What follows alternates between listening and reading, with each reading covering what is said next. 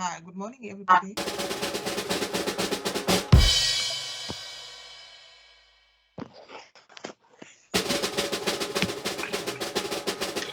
Good morning. Welcome back, and thank you everyone for joining us. I would now like to call the case Tata Haibo versus Mama Haibo 2021 with access to justice joining as amicus curiae. The case will be presided over by Chief Justice Nambitha Dambuza, Deputy Chief Justice Attorney Nerushka Bowan, as well as Justice Advocate Luyanda Nyangiwe. Thank you. May we just have the appearances, please, from counsel? The applicant's counsel. I think let's start with Ms. Mahlangu, SC, and Ms. Ngonde, the junior counsel. Please place yourself on the record to say who you are and who you appear for.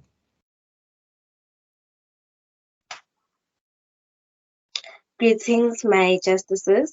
I am the lead counsel, Nomfundo Mahlangu, and I will be appearing with my junior co-counsel, Ms. Lord Babaledi, who will also introduce herself. We will be appearing on behalf of the applicant. Thank you very much, Ms. Mahlangu. Try and can you see yourself on the screen? Because we can only see your mouth. We don't see the upper part of your face. If you can just pull your camera down a bit, there you are. Just a little bit more. Is that fine now? Just a little bit more. Yes, it went back. In any event, let's sort that out after everybody has placed themselves on the record. We'll excuse you for now. You can turn off your camera, and then Ms. Konde can place herself on the record, and then we'll go through until we get to the amicus. Then get back to you. Okay, thank you. Sure. Ms. Konde. Greetings, my justices. As it pleases the court, I'm Lloyd Babaledi, and I shall be arguing for the applicants. Thank you very much.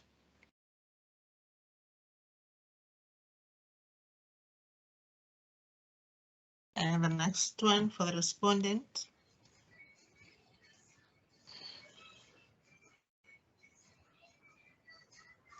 Ms. Pinkwane and Ms. Kale. Thank you. I think you're muted. I think you're muted. Yes, just. Yeah. My apologies, my justices. It's fine. Okay. May it please the court, my justices and fellow counsel. My name is Nonhlanhla Boitumelo Pinkwane, the senior counsel who will be appearing on the behalf of the respondent, who in this case is Mr. Haibo, along with my co-counsel, who will introduce himself as the court pleases. Thank you very much, Ms. Pinkwane.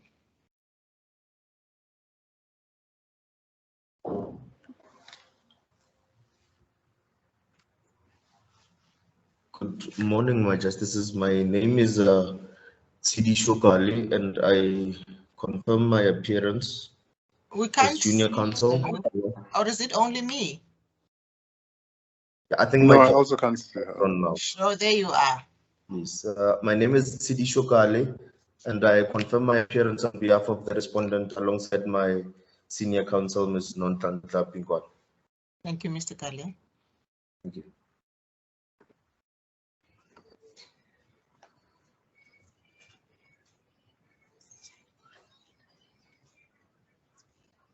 Let's have the last appearance.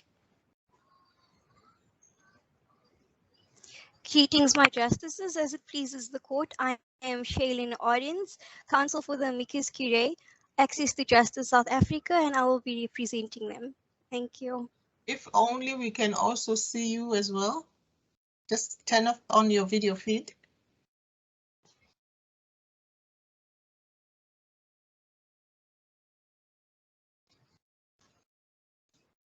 Your camera.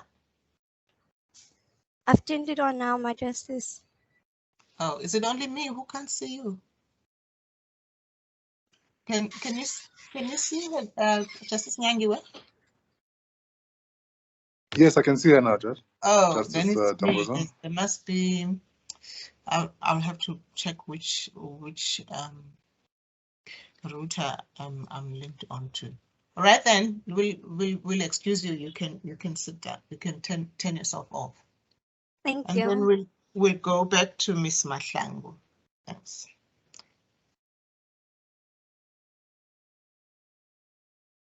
Is it better now, my justice?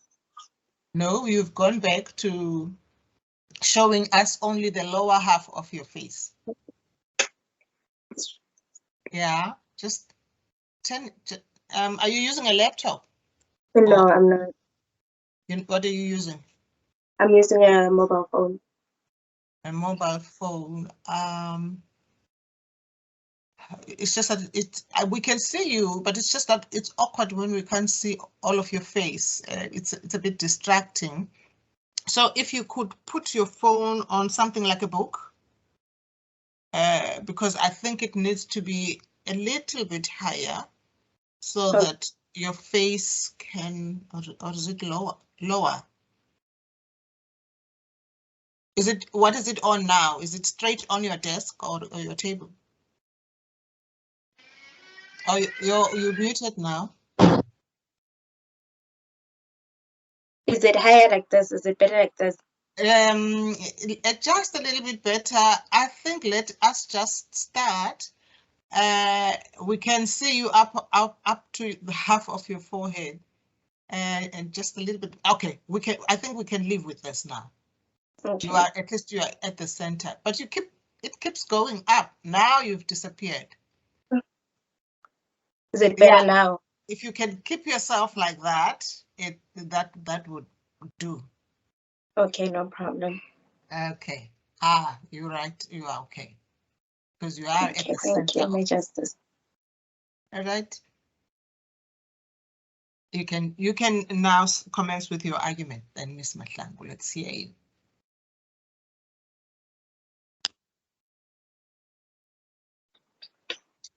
As it pleases the court, my justice, I am Nambitha Mahlangu, the lead counsel for the applicant. The matter before the court today concerns the applicant's right to privacy as enshrined in Section 14 of the Constitution, being unjustifiably infringed by the tracking device and the dashcam installed in the vehicle that is used by the applicant. These devices are collecting the applicant's personal information. The applicant's right to privacy is unjustifiably limited by the respondent's conduct of collecting the information that has been already obtained unlawfully. The issues that would be addressed is the infringement of the applicant's right to privacy by the devices installed in the vehicle, and the respondent's collection and the use of the information that has been already obtained unlawfully. And it is unjustifiable based on Section 36 of the Constitution. Thereafter, the reasons justifying why the devices should be removed and exceptions in cases should the devices not be removed. My co-counsel will make submissions relating the inadmissibility of the evidence. As it pleases the court, I shall begin with my submissions. Okay, just before you begin, let me just map out how we're going to do this. We will have 10 minutes of non-interrupted argument. So we won't start asking you questions until for the first 10 minutes of your argument. So that will help you structure your argument such that by the time we want to ask questions, you have sort of laid out the outline of your argument. So that's going to be the case with all counsel. So you may continue. Sorry for interrupting you. The right to privacy is enshrined in Section 14 of the Constitution, and it includes the right to protection against the unlawful collection, use of personal information. In the case of Harvey versus Nyagiwe, the court held that the right of privacy had become fundamental in the Bill of Rights. Therefore, it is connected to the right of human dignity. The Electronic Communications and Transaction Act, Section 1, extends the definition of personal information to also include an individual's address. Therefore, the applicant has every right to protect their personal information. The tracking device is able to locate her private location without the applicant's knowledge and consent. The dashcam further infringes the applicant's right to privacy by recording her private personal conversations without the applicant's knowledge and consent. Section 5A1 of the POPI Act states that a person should be aware when their information is being collected. My justices, from the fact, it is mentioned that the respondent permitted the applicant to have a limited real right of ownership over the vehicle that is owned by the respondent. However, it was never mentioned that the respondent gave the applicant an opportunity to consent to having her private information to be collected by these devices. In the case of Minister of Police versus Gunjana, the court held that the right of privacy should never be interfered with. Therefore, the collection of the information from these devices is unlawful as it interferes with the applicant's right to privacy. Therefore, the collection of the information by these devices is considered to be unlawful. The applicant's and the minor's right to privacy are infringed by the respondent access and the usage of the private information that has been gathered unlawfully from the devices. Section 22 of the Electronics and Communication Transaction Act states when collecting a person's information, there should be an agreement whereby the person consents to having their personal information accessed or collected. This regulation was not complied with because, as already argued, the information has been collected unlawfully by the devices installed in the vehicle. The respondent granted the applicant a full limited real right of ownership over the vehicle. Therefore, the respondent had to inform the applicant about the devices in the vehicle. From the facts of the case, the applicant consent was not obtained for the respondent to access and use the information that has been already gathered unlawfully. Section 2 of the Recognition of Inception of Communications and Provisions of Communication-Related Acts prohibits an individual from intentionally interfering with others' right to privacy. The respondent interfered with the applicant's as well as the minor's right to privacy. Intention can be established by the respondent's conduct of locating the applicant and the minors, violating Section 1 of the Electronic Communications and Transaction Act. In the case of Minister of Police versus Gunjana, the court held that it is inconsistent with the right of privacy and dignity to obtain a person's personal information unlawfully. The applicant is the mother of both minors and has a duty to protect the minors. Therefore, it is within the applicant's right to remove the minors from an environment where there is domestic violence in order to protect herself and the minors. It would be unreasonable for the applicant to leave the minors at night. There is at night where she left their matrimonial home. Secondly, there is clear evidence that the respondent is abusive after consuming alcohol. The respondent had already threatened the life of the applicant. This is a warning sign for the applicant to flee from the situation with the minors. Therefore, the collection and the use of the information constitute an unjustifiable limitation of the applicant's and the minor's rights to privacy. My justices, in the Prince case, the court applied the facts of the case to the limitation clause set out in Section 36 of the Constitution. Therefore, Section 36 will be applied to the applicant's case to establish that the applicant as well as the minor's right to privacy had been unjustifiably limited. The nature of the right to privacy, as argued in the Prince case, underpins to human dignity because it aims to protect a person. The applicant has a right to exercise the right to privacy and make decisions which are for the best interest of the minors. Therefore, upholding the right to privacy protects them from being victims of domestic violence. In the case of S versus Chapman, the Supreme Court of Appeal upheld the duty to protect the victims of domestic violence by not allowing the right to privacy to be limited, making it fundamental. If the court allows the applicant and the minor's right to privacy to be limited, it puts them in danger of being subjected to the abuse of the respondent. My justices, it is understandable that the purpose of limiting their right to privacy in this case is for the devices installed in the vehicle to gather information in case of an emergency or a commission of the crime. However, this is not the case.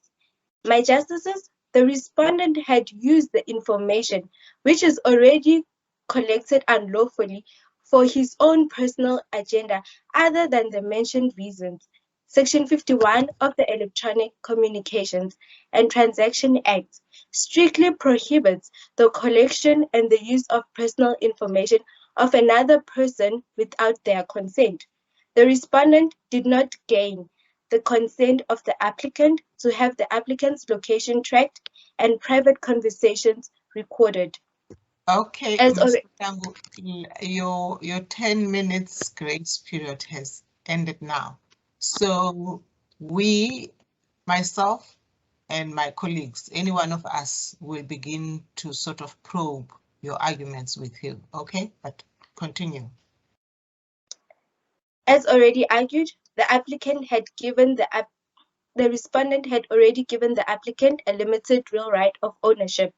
The respondent had to inform the applicant about the devices in the vehicle to gain permission to locate and have her private conversations recorded. Can I just run that by and understand the nub of your argument? I think the respondent admits that the installation of the device was an invasion on your client's privacy. It seems to me that the nub of the issue between the two is whether the invasion was justifiable. And on your argument, you say it was not. He says, I needed to know where my family is, particularly the children. Why is that unjustifiable or insufficient or not a satisfactory reason for him to invade your client's the applicant's privacy? Because, my justice, the applicant had already said to the respondent that she won't be disclosing the interim location to the respondent. Therefore, the respondent had to respect the wishes of the applicant, given the situation that she is a victim of domestic violence. So can I just ask? So what do we do? Sorry, colleague Nyangiwe.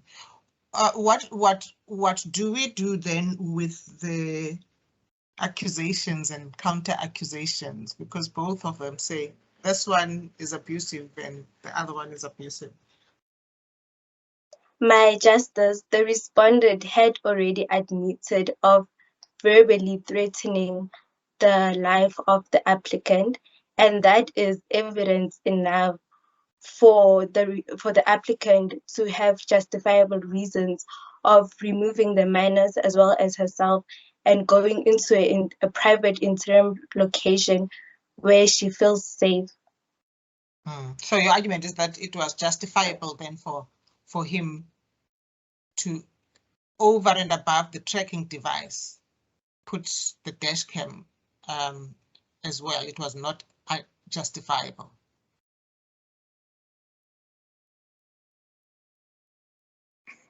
That is the nub of your argument. Can you hear me, Ms. Mehla? It was unjustifiable because he gave the applicant the vehicle, and after he was alerted about the devices, it was upon him to alert the applicant that in the vehicle that you're using, there are devices that are gathering your information, so that it gives the applicant an opportunity to consent to having the devices collect her private information. Okay, thank you. Thank you. She is the one using the vehicle. Thank you. Thank you, Justice Nyangiwe. Thanks, Chief Justice. Ms. Mahlangu, I just want some clarity on the fact. Does your client not use the car on a daily basis to take the children to extramural activities up and down from school? Is she the one who uses the car in the main? Yes, my Justice. So she's the one who uses the car. Now, just a follow-up from the questions from the Chief Justice. Would you agree with me that the father has rights to his children, to know where his children are? Yes, my Justice, it does. And your client also then has rights to her own safety? Yes, my Justice. Now, would the appropriate remedy here not to be that your client go and seek a protection order? And that my client would then, that the respondent would then know where his children are, but your client will also still be safe in that regard? Can you please rephrase the question? Oh, sorry. I'll put it in a simple way. The two parties that are involved in the litigation have all these claims about abuse. Would the claims about abuse not be best resolved in a domestic violence court? And then we just deal with the issue of privacy here?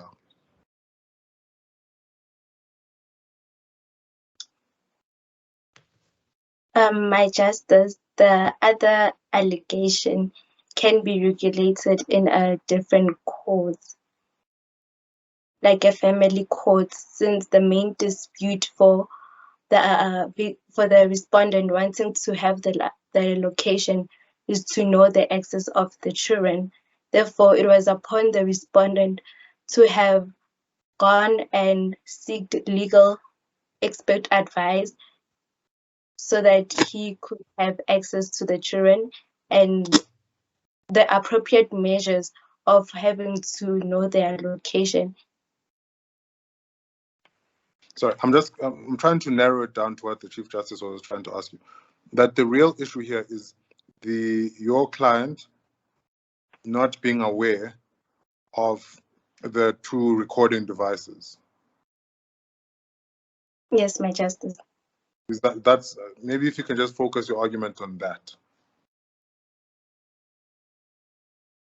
on those facts. Do you understand? Yes, my Justice. Okay.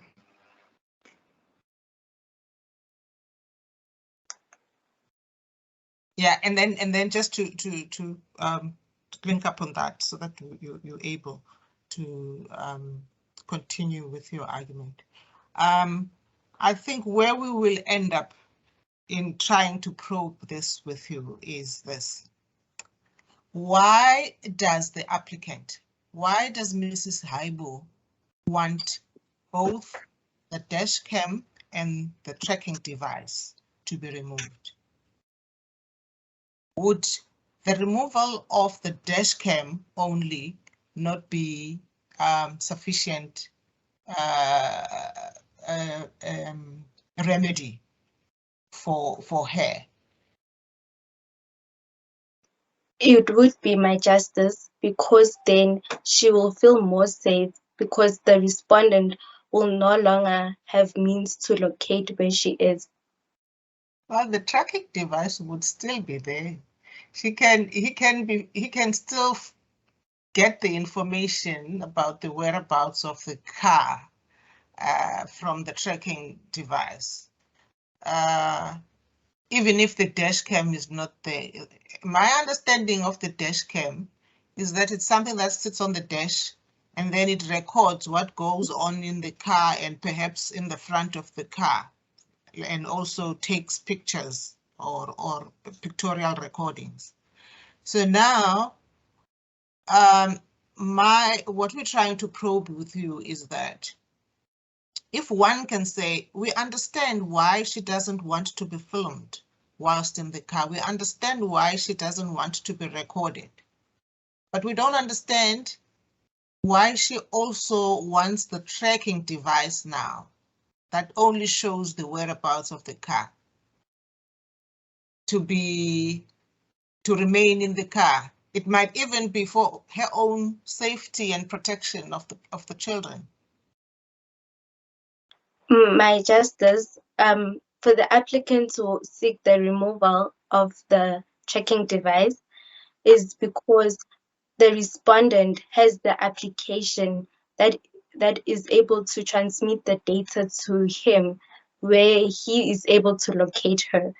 So one of the exceptions that the applicant puts forward is, should the tracking device not be removed, for her to have the power of authority to consent on a third party of her choice who will have the information, and for the information to only be used in a case of an emergency or commission of the crime.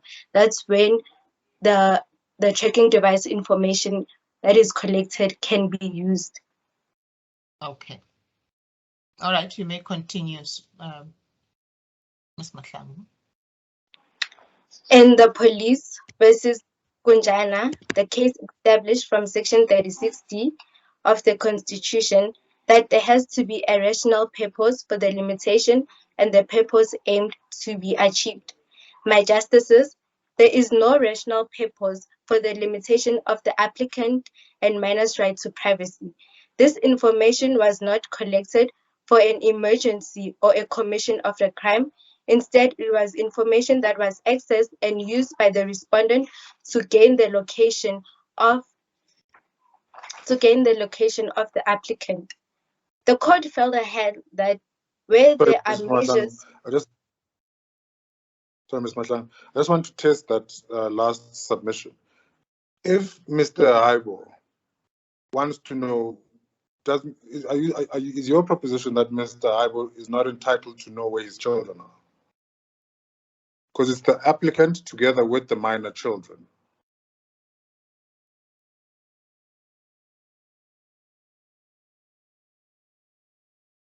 We're frozen. Can you hear us? Oh, Yes, my justice. Okay. Can you just repeat the question again, please, my brother, so that she can. Yes, yes.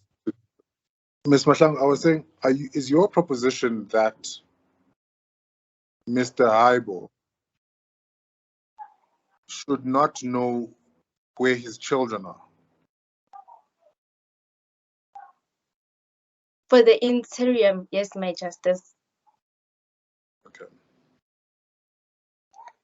The respondent violated several legislations that regulates the collection and the usage of another person's information. Therefore, the respondent didn't take it upon himself to rely on legal expert advice to obtain the information lawfully. Ms. Mahlangu? Yes, my justice. You've referred a number of times to the application of the Protection of Personal Information Act and the Electronic Communications Transactions Act with regards to the protection of the personal information of the applicant. Just like to get more information from you in terms of how these laws apply to the current set of facts. My justice, The Electronic and Communication Transaction Act regulates, in this instance, it regulates more about the person having to consent to having their personal information collected. Therefore, in this instance, the applicant wasn't given the opportunity to consent to having her personal private information collected, as well as her private conversations to be recorded. Did you look in detail in terms of who those obligations set out in those laws apply to? Do they actually apply to the respondent in those set of facts?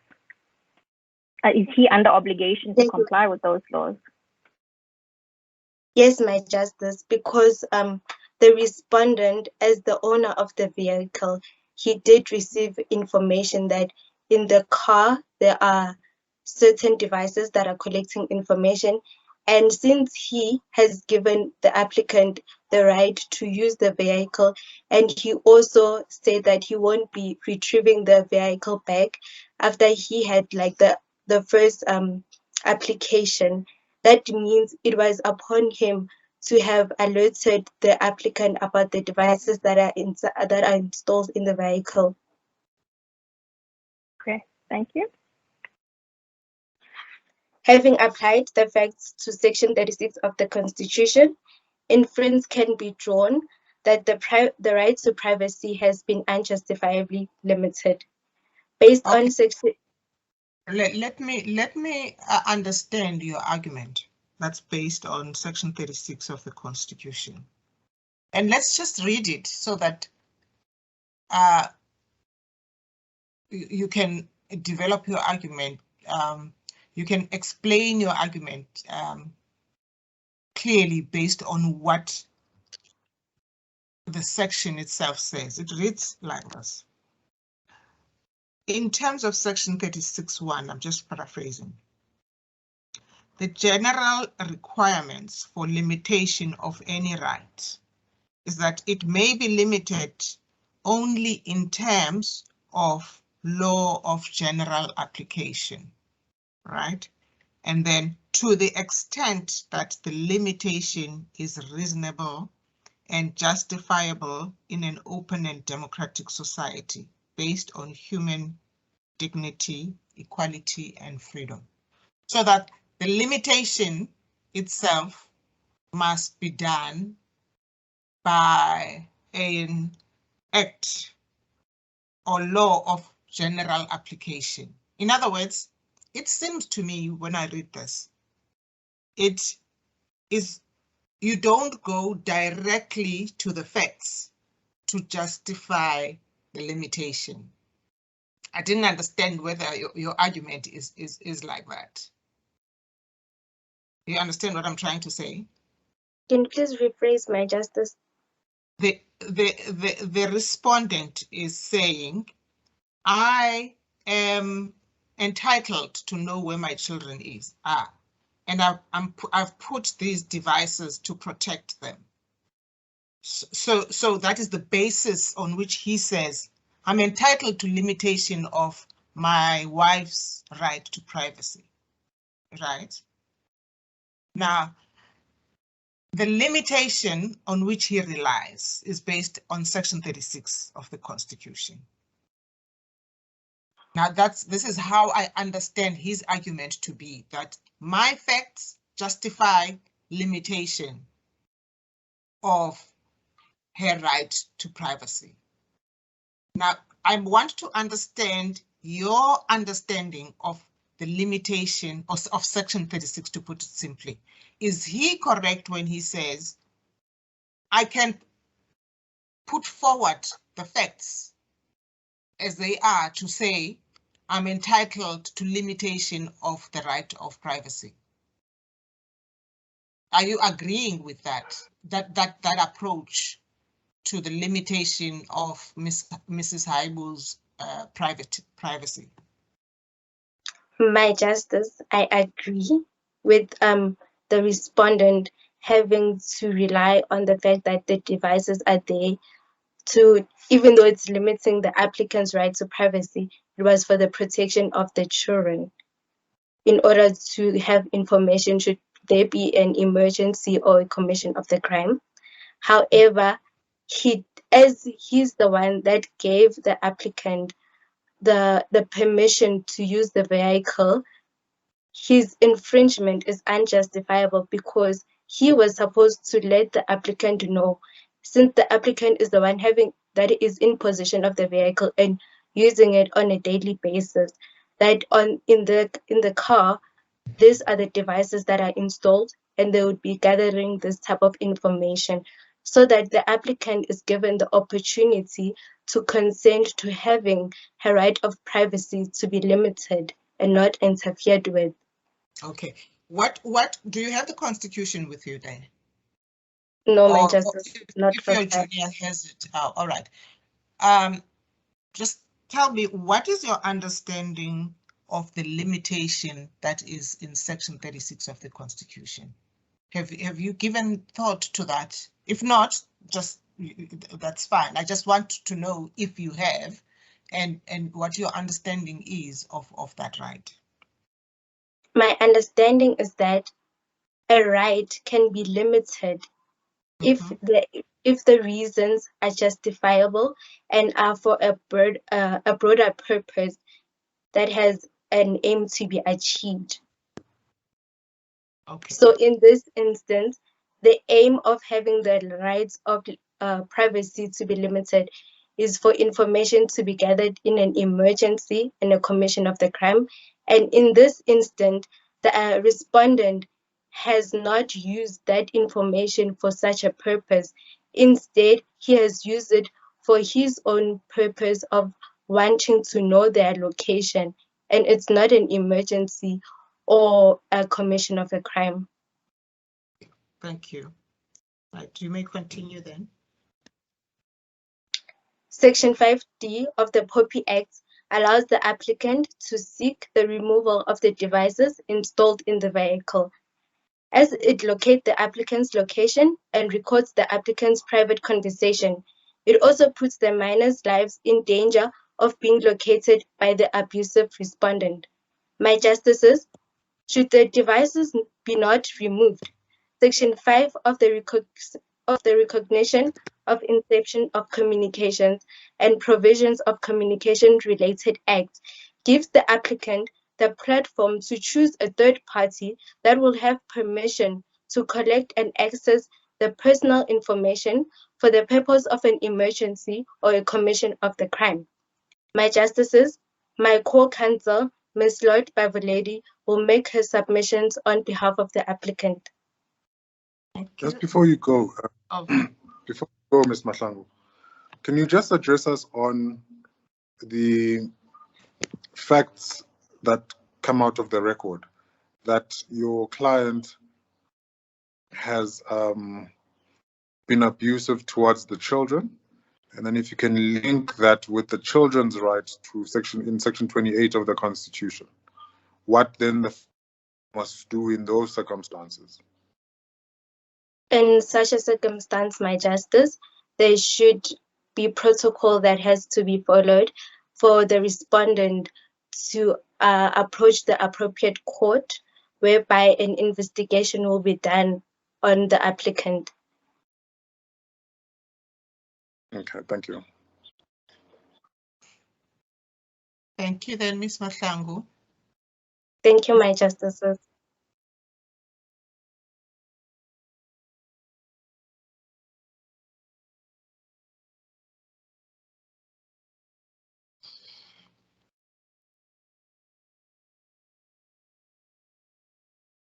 Right, Ms. Conde, you may start with your argument. Greetings, my justices. As it pleases, arguing on behalf of the applicant, I shall proceed with the following. Whether the evidence gathered by the Ms. Conde, your connectivity is not the best. Yes. Is that the best place in the house where you can be? Yes, my justice. You can't you move your phone a little bit and see if it can get better connectivity?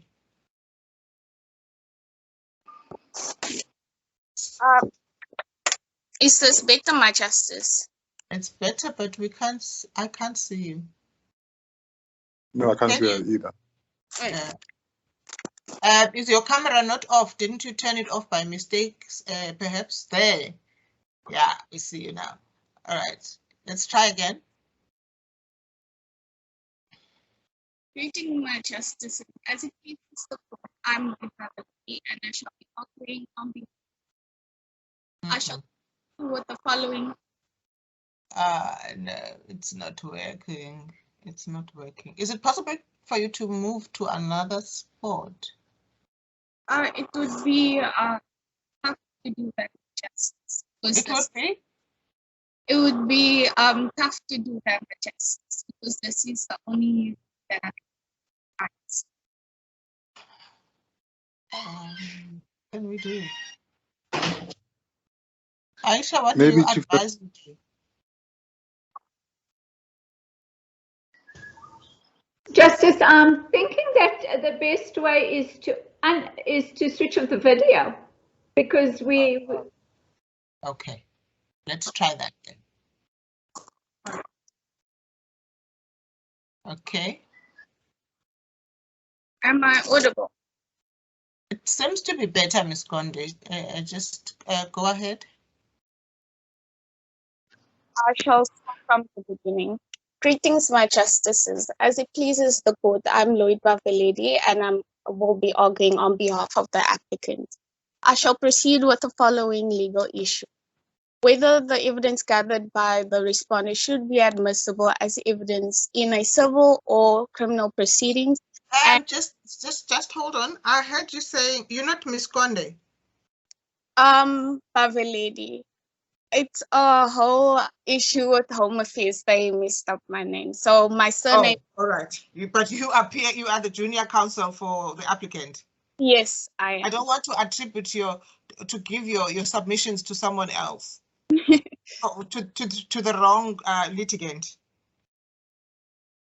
So you appear for the applicant. Yes. Okay, good. All right.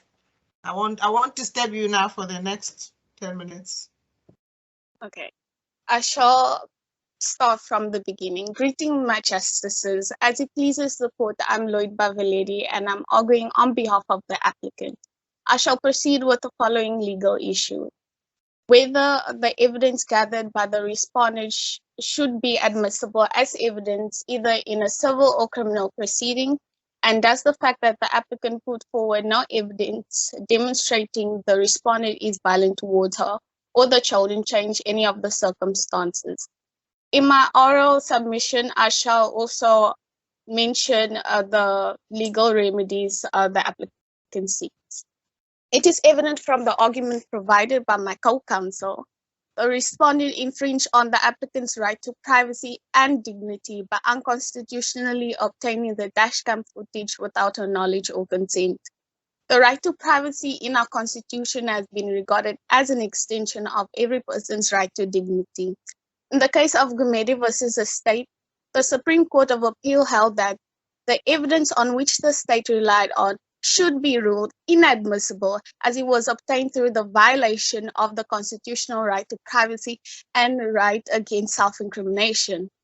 Our constitution stated the Supreme Court of Appeal now requires criminal trials to be conducted in accordance with notions of basic fairness and justice. The manner in which the respondent went about accessing the dashcam footage goes against this very notion. As my co-counsel mentioned, based on the Personal Information Act, Section 13, subsection 2, no steps were taken to alert the applicant that the devices in the vehicle gathered personal information. Thus, it is clear that the evidence cannot be admissible in the criminal procedure.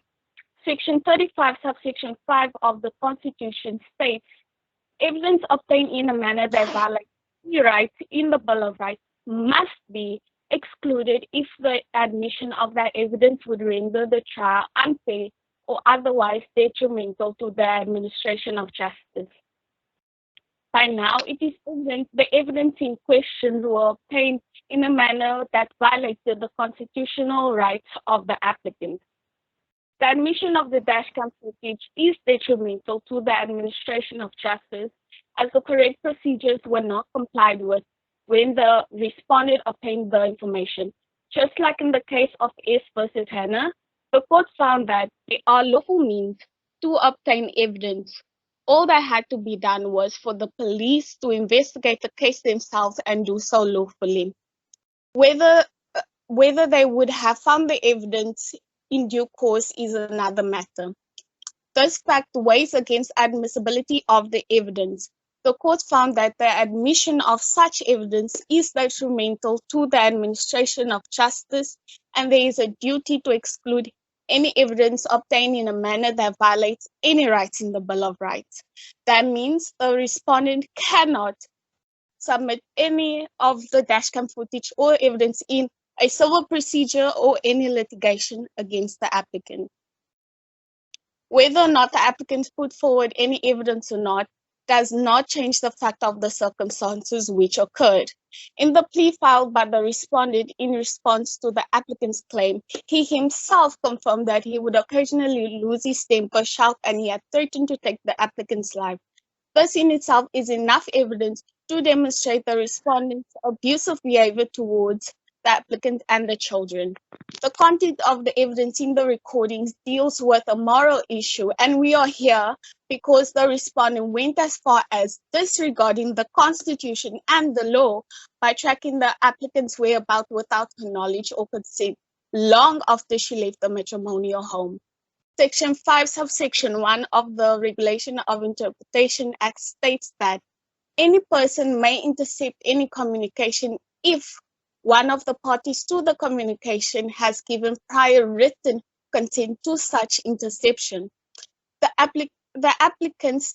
The respondent stated that he did not realize that he could access the information until his friend mentioned the app to him, meaning he and not the law enforcement officer accessed the information. The respondent further claimed that he had no intention to intercept any communication or information about the applicant and the children, yet once his friend told him he could access the recordings, he went on and obtained it unconstitutionally in order to use it in their divorce proceedings.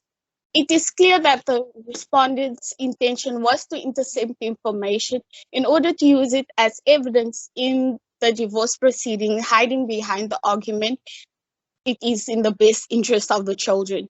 In the case of Minister of Police and others versus Grace Nomzansi Punjana, the court held that there exists no justification for the infringement of the right to privacy and dignity.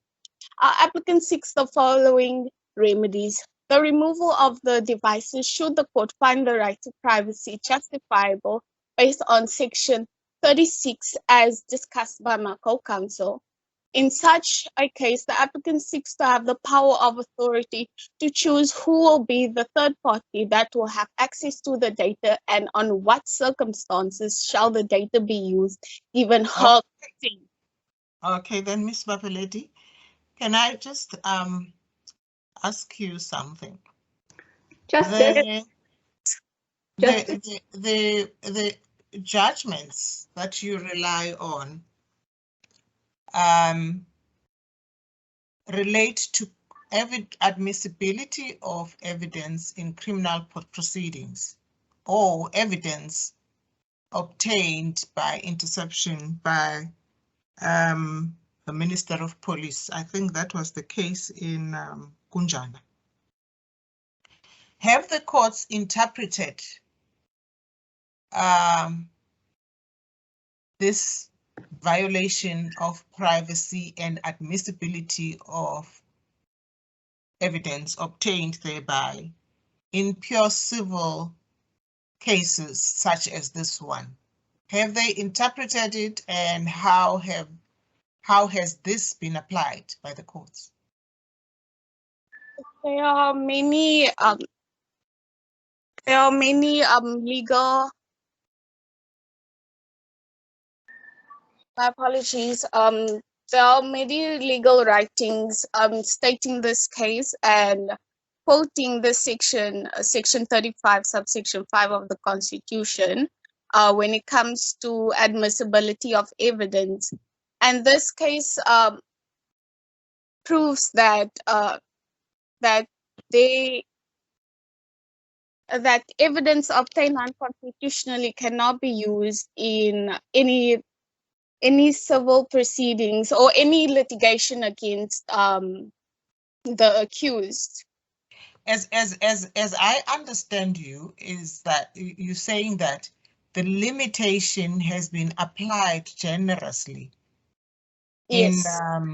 In criminal cases or where police are involved, or now are you saying that in a civil, because I don't get this in either your argument or Ms. Mahlangu, are you saying that then the interpretation given by the court or the generosity or the restrictiveness, if you look at it on the other side, in applying the limitation should be more or less in civil cases? In other words, one can say it's justified with the police because they are performing a public duty and all of that. Yes, my Justice. Can you make a comparison? The fact that the respondent gathered the information unlawfully and did not go through the correct procedures, that goes against the administration of justice. And in this case, they dealt with the administration of justice.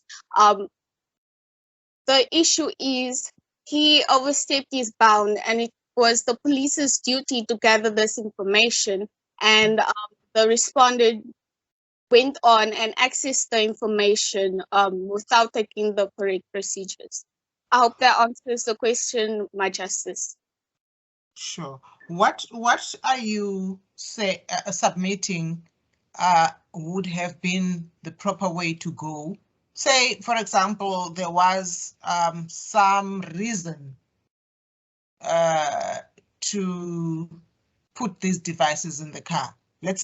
Assuming that there was some justifiable reason. What is the proper way of doing it? The proper way of doing it is that because the respondent knows that the applicant shall be using the car on a day-to-day basis, the proper way of going it was for him to inform the applicant, and if in a commission of a crime or during an accident, or when he had to gather the information from the devices, he had to go to a law enforcement officer. So he had to go and follow the correct procedures, file a report, and get law enforcement officers to gather the information, because him gathering the information on his own means that he is overstepping the bound and going against the Constitution, and that led him to infringe on the right to privacy of the applicant. Okay, thanks. You may continue.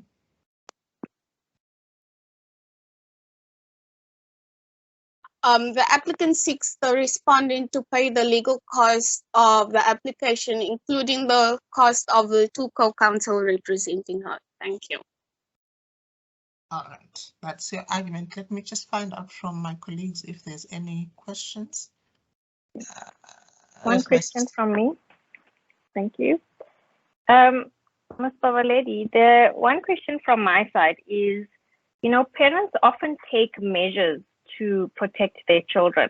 One example of this would be the use of nanny cams, where there may be a camera in a teddy bear of some sort, and then while a caregiver is with the child, the camera is recording, the interactions to ensure that there's no abuse or anything like that happening with the children.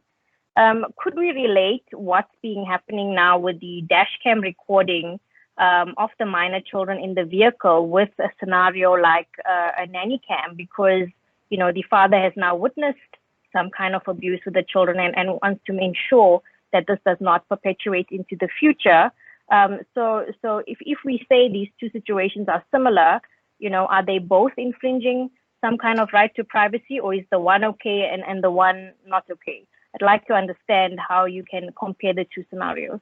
Thank you.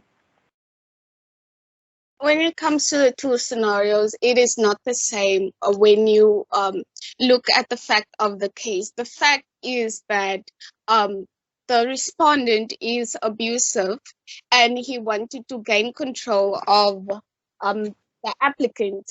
And so he went on and accessed the footages. He did not inform the applicant that the devices were in the vehicle. Since the applicant and the respondent are parents to the children, the applicant should have known that these devices record her whereabouts and record what's happening in the car. So it is not the same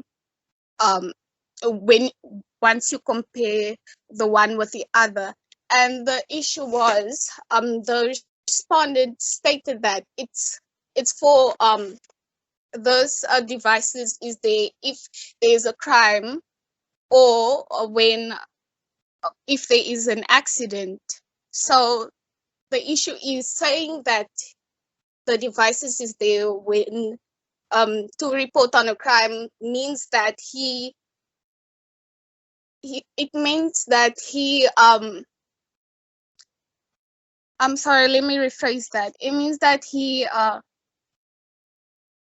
intended that to find any evidence to use against the applicant, and he is looking for reasons to gather this information and to use it on the divorce proceedings. I hope that answers your question, my justice.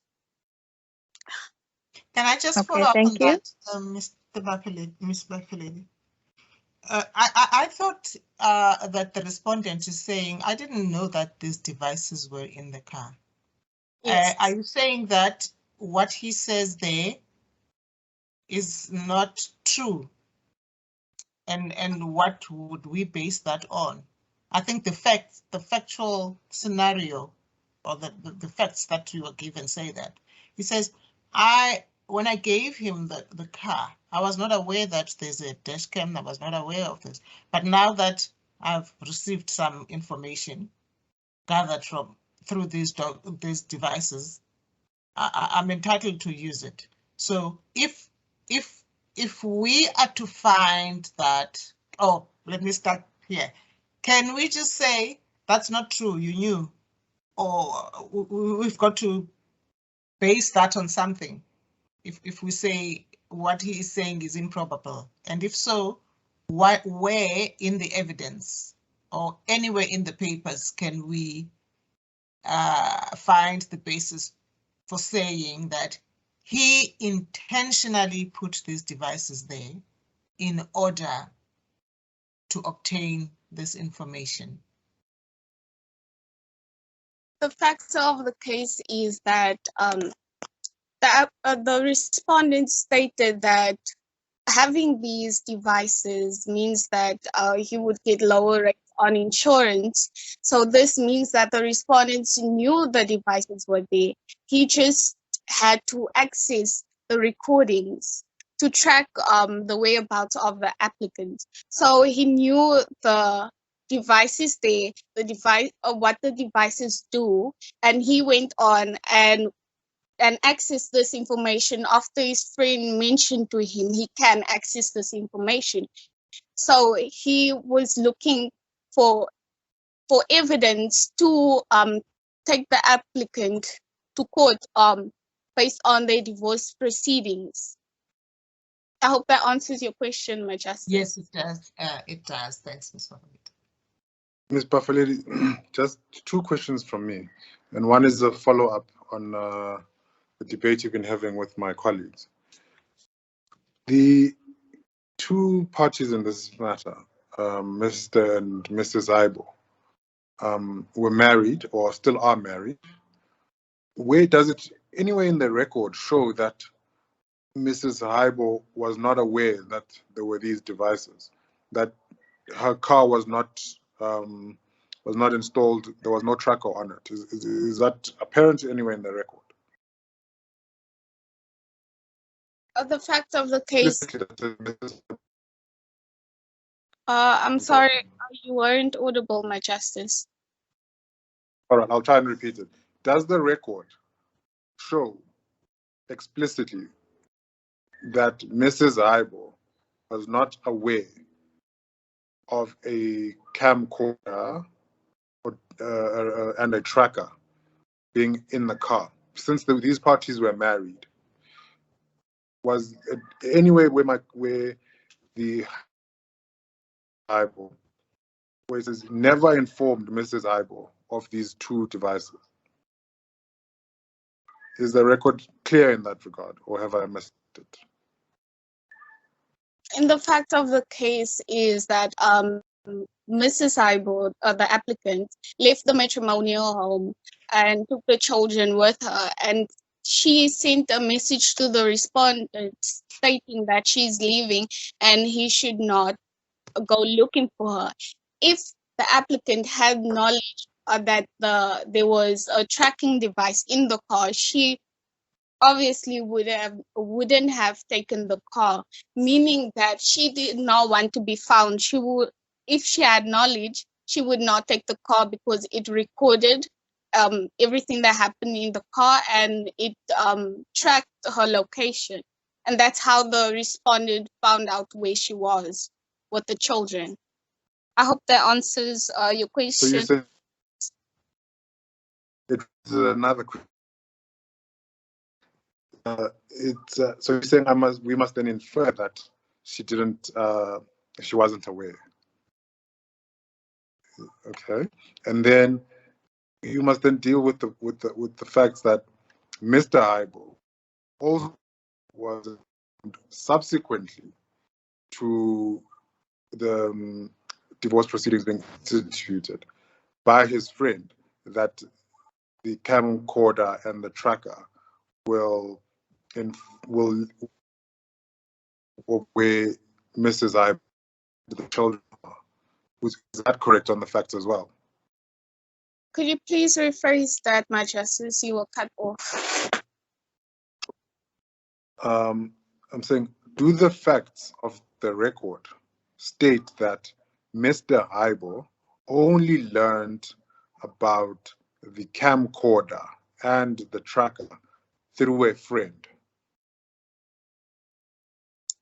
The fact of the case is that he had these installed in the car because it gave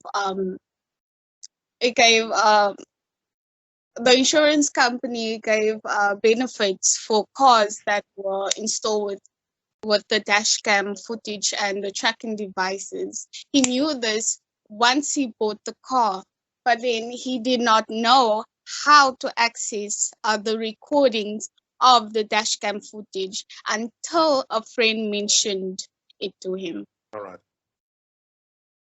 Okay. Can we have Miss Oliphant? Okay. Is that the same camera that you are on, Ms. Babelet? There's somebody that we're seeing on the screen that's not supposed to be part of us. Can you just switch off the camera? Yes. All right. Sorry, my brother. You can continue. No worries. Okay, you're done. Thank you. Ms. Bavaledi, I've just got one more question, Ms. Bavaledi. Yes, My Justice. Thank you. The last question from me is, you would know that the court is the upper guardian of children, of all minor children. And you were talking about admissibility of evidence. Now, what would you propose, or what are your thoughts on what we must do as the upper guardian of children with these competing rights, the rights of your clients to privacy and the children's right in terms of Section 28, that they must not be subjected to any harm? What would you then propose we do as the upper guardian of the children? The issue. And with accessibility. Yes, My Justice. No, I'm done. Sorry. this issue should be taken to the children's court, since we are dealing with privacy, and this should be further investigated, but not including the dashcam footage, because in the case of a Minister of Police and others versus Grace Nomzansi, the court held that there exists no justification for the infringement of the right to privacy and dignity. So, that being said, a separate investigation should be made on that, but excluding the dashcam footage. I hope that answers your question. Thank you.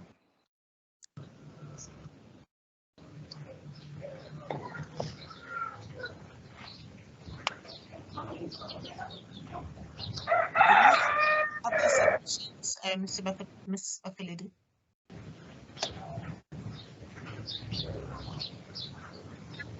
I couldn't hear that. Oh, I'm asking if you have further submissions to make, or are those your submissions? Are you done? That are my submission, my justice. Thank you. Thank you so much. Right. I think we'll take a 10-minute adjournment now for tea until 11:30 before we hear the respondents' arguments. Thank you. Looks like we're all back, and now we will hear Ms. Pingwane.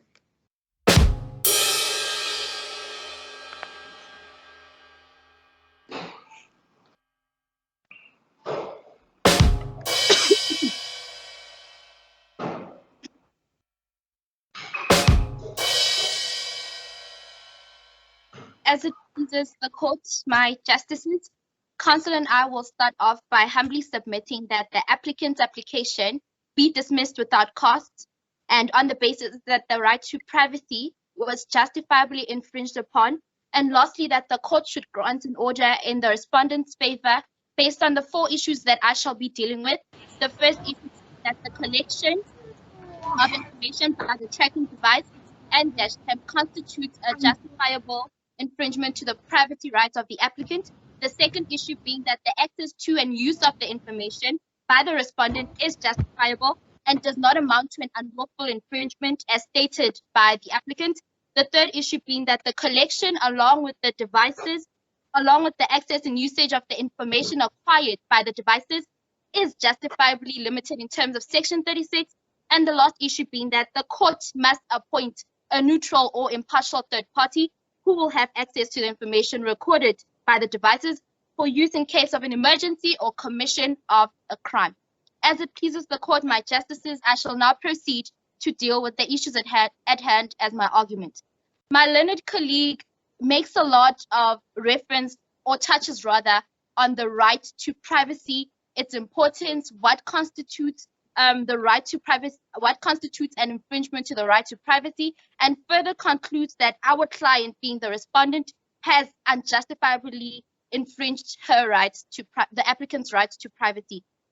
Now, my justices, as much as counsel and myself contend with the applicant that privacy is a constitutionally protected right, and it's also recognized not only nationally but internationally, ours is to show that the right to privacy is not an absolute right. Furthermore, that the legitimate interests of others and public interests, along with Section 36 of the Constitution, and most important, limit this right, and most importantly, that the collection of information by use of these devices is justifiable in this matter and does not amount to an unlawful and unjustified infringement. I shall now touch on the first issue. The respondent submits that the collection of information by use of these devices constitutes a justifiable infringement to the privacy right. For the respondent in this case, my justices, to be held liable for the infringement to the right to privacy, 2 elements must be present. The first element being the intention and unlawfulness ought to be present. This is further supported by the Regulation of Interception of Communication and Provision of Communication Related Act, which I'll now refer to as the RICA Act, and the Lotus River case, where the court held that the infringement of the right should always exclude unlawfulness and intention. And in this instance, the applicant has decimally failed to prove that these elements are present in this case. The respondent acted as any parent would have acted in a case whereby his or her children had disappeared without a trace. Furthermore, the Respondent's Act is protected by Section 4, subsection 1 of the RICA Act, which allows any person who is not a law enforcement officer to intercept information as long as there's no malicious intent and he is the party to the communication. Now, I shall incorporate Section 4 of the RICA Act along with Section 1 of the RICA Act to highlight the difference between a party to direct communication and a party to indirect communication. For the advancement, or rather purpose of time, I shall touch on the party to indirect communication because my client, the respondent, falls under the ambit of this definition as a recipient or intended recipient of the information. It is in this regard, my justices, I can affirm that the respondent failed to meet the criteria of unlawfulness and intention on his part, which is required to disqualify his act as a justifiable act, because one, he was not aware that the devices existed. Had he been aware, he would have never, in the first place, instituted an urgent application in the court, only to dismiss it at a later stage because an acquaintance of him had informed him that these devices exist and he also has an app on the phone. I shall now proceed to the second issue, whereby the applicant contends that the respondent's access and usage of information is gathered unlawfully and infringes on both her and the minor's rights to privacy and dignity, and is in contravention with legislation. The respondent holds that the access to and usage of this information obtained by the respondent is justifiable and does not amount to an infringement to both the applicant and the minor's rights. In Gottner versus the Minister of Finance, the court held that it's important for the parties to know that that privacy, just like other rights, is not an absolute right, and further held that the right is attenuated and not obliterated. It is also important that the court makes it known to the applicant that her rights do not supersede nor reign over the rights to the respondent, who is in this case, one, the legal owner of the vehicle that the applicant is driving, and two, a father. This is a very important fact. He's a father to the minors with full parental rights and responsibilities vested to him in terms of Section 20 of the Children's Act. The respondent is a father that acted under parental impulse and was concerned about the well-being of the children who are at risk of being verbally and physically abused by their emotionally unstable mother, who is the applicant in this case.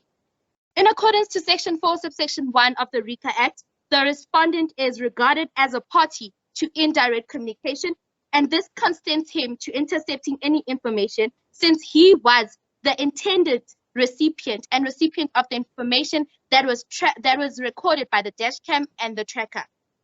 The applicant further contends and uses Section 13, subsection 2 of the Protection of Personal Information Act, number 4/2013, which I shall now refer to as the POPIA Act, which requests that consent be granted from the applicant. We hold that Section 6 of the POPIA Act grants an exclusion, such as in cases whereby the legitimate interest of a data subject is infringed upon and ought to be protected, or for the legitimate interest of either the responsible party, in this case being my client, that Mr. Haibo, and the third party who in this instance are the minor children, the children who are minors. Section 6, subsection 1A of the POPIA Act further states that the Act does not apply in cause of a purely personal or household activity, and this case is a personal case. And therefore, we hold that Section 13, subsection 2 does not apply in this instance.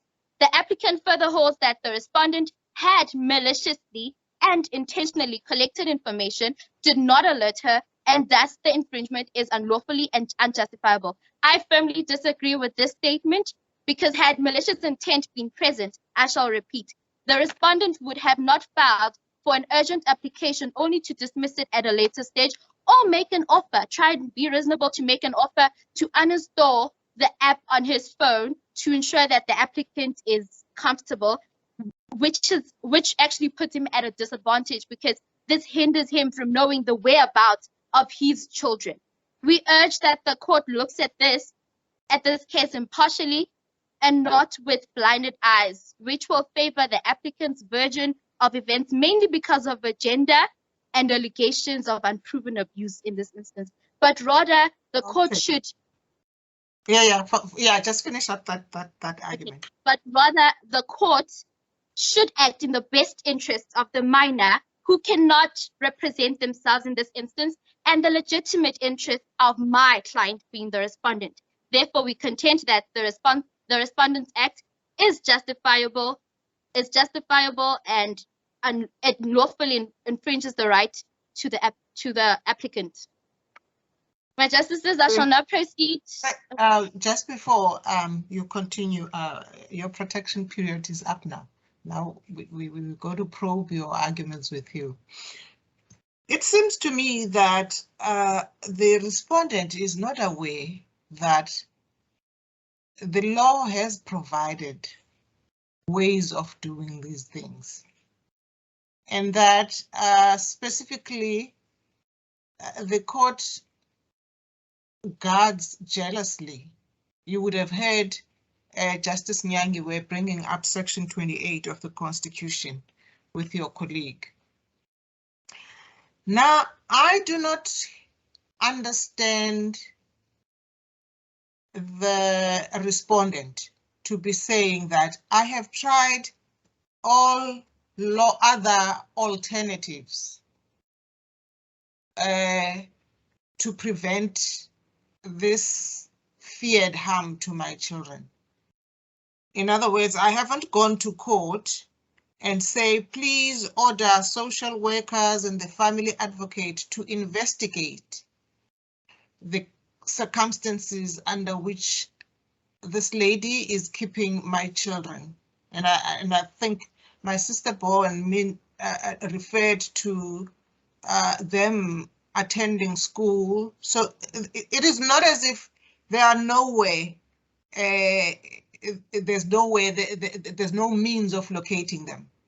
There are points where investigations could start. But the courts normally do not grant any order that affects children, or do not rely solely on the evidence by the parties who are essentially fighting.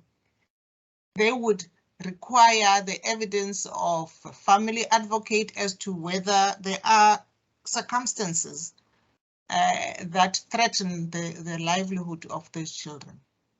Why does the respondent want to rely on the most egregious form of invasion of a right of a person when there is provision for alternative means of determining whether the children are in danger or not? As it pleases the court, my justice, would you just kindly rephrase the question that you just posed to me? Well, a lot of it was background, but the question is only this. Why does the respondent choose the most invasive path in his attempts to protect his children, when the law has provided specifically that this is how this is done? You approach court and the court sends out social workers. They could even hire children's psychologists, but that's at private cost. But also there's the family advocate, who is the designate of the court, to prepare reports and investigate circumstances under which children live and give reports to the court. Why does the respondent go for the most invasive of routes to try and determine whether the children are in danger? How can we grant an order like that? As it pleases the courts, my justice, I'm not sure if you heard, but my client, the respondent, had actually instituted an urgent application to show that he's a law-abiding citizen.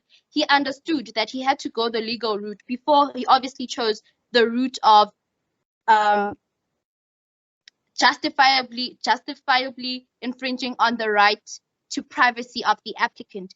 My client in this instance, like I've stated and mentioned before, he acted out of parental impulse. I feel a lot of parents would have acted the way he Let's is. accept that. Let's accept that. I don't want you to waste time on it because we're willing to accept that, and I can say that on behalf of my colleagues as well. We accept that let's accept that he was acting out of the goodness of his heart, wanted to protect the children, and then let's go along with that argument and say, then is this the correct way of doing it? Is this the correct way of doing it? Is this a lawful way? Let me not say correct way. Is this a lawful way of doing it? I think he was on the right path with the urgent application, actually. My justice. Yeah. Go ahead. Okay, my justice, for me, for our client as his representative, I believe this is actually the lawful way that he went with, because firstly, as much as the right to privacy is it's constitutionally, it's protected by the Constitution and a lot of international organization, it is very important to note that this right is not an absolute right.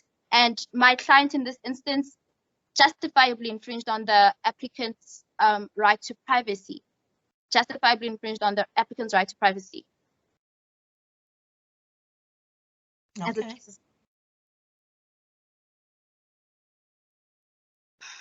All right, then you may continue. Okay, so pleases the court. The applicant contends that the respondent's access to and usage of the information is gathered unlawfully and infringes on both her and the minor's right to privacy and is in contravention with the legislation. We, as the respondent, hold that the access to and usage of the information obtained by the respondent is justifiable and does not amount to an infringement of both the applicant and the minor's rights. In Gotner versus Minister of Finance, the court held that privacy, just like other rights, is not absolute, and further held that the right is attenuated and not obliterated. It is important that the applicant... Let's just backtrack a little bit. Let me understand what the basis of this case of the respondent's fear is prior to obtaining the recordings. Why was he anxious about the children? Firstly, as I understand your case, it is that I did not put these devices in. I was not even aware that they are there, right? And now that they are there, I fortuitously came across this information. Is that the case? Yes, that's the case, my justice. So it's based on that one recording. My justice, would you just kindly rephrase that again? The case for continued surveillance of Mrs. Haibo is based on that one recording, or that one recording. One recording being the dash cam conversation. I think if I recall the facts, he says he heard her shouting at the children. Mm-hmm. What else is there other than that? Or that she is a very impulsive individual who is verbally and physically abusive. And this was also further recorded by the dash cam in the vehicle. Yeah, but there's two different allegations of her untoward behavior. There's her alleged conduct towards the respondent himself. He says he's abusive towards me, right? Yes, my justice. Okay, let's put that aside. And then the second basis is that I came across this recording. There's no allegation of her being abusive towards the children before. Yes, my Justice, there were no allegations of her being abusive to the children before. Yeah, so that's why I'm asking now, the basis for this order that seeks continued surveillance, is that one recording? Okay, my Justice. Because the contents or the details thereof are not very clear to me. Yes, my Justice. The basis for us to actually still contend that surveillance ought to be kept in this vehicle is because of the mention of the issues. Obviously, you've mentioned that the applicant is found on this one recorded by the dashcam that she was physically and verbally abusive to the children. However, that is not the only record that we're relying on. The fact that the applicant has also been abusive to her own husband, being the respondent, also is the reason why we fully contend that surveillance be kept in the vehicle, because it's pretty clear that the applicant is emotionally unstable and a very violent individual, abusive individual, for lack of a better word. Why is he not explaining to us the reason why he withdrew the urgent application for the return of the children? As it pleases the court, my Justice. In the facts of the case, my client, that the Haibo being the respondent, had actually started instituting the urgent applications at the court. However, this was, and he then cancelled the urgent application after his acquaintance, a friend of his, mentioned to him that the vehicle had a tracking device. Yeah, but why cancel it? Because I couldn't find the connection between being told that, hey, your car has some recording devices, and okay, you are busy trying to protect your children. Obviously, you have obtained legal advice. That is why you are in court seeking an urgent application, and then you suddenly withdraw it.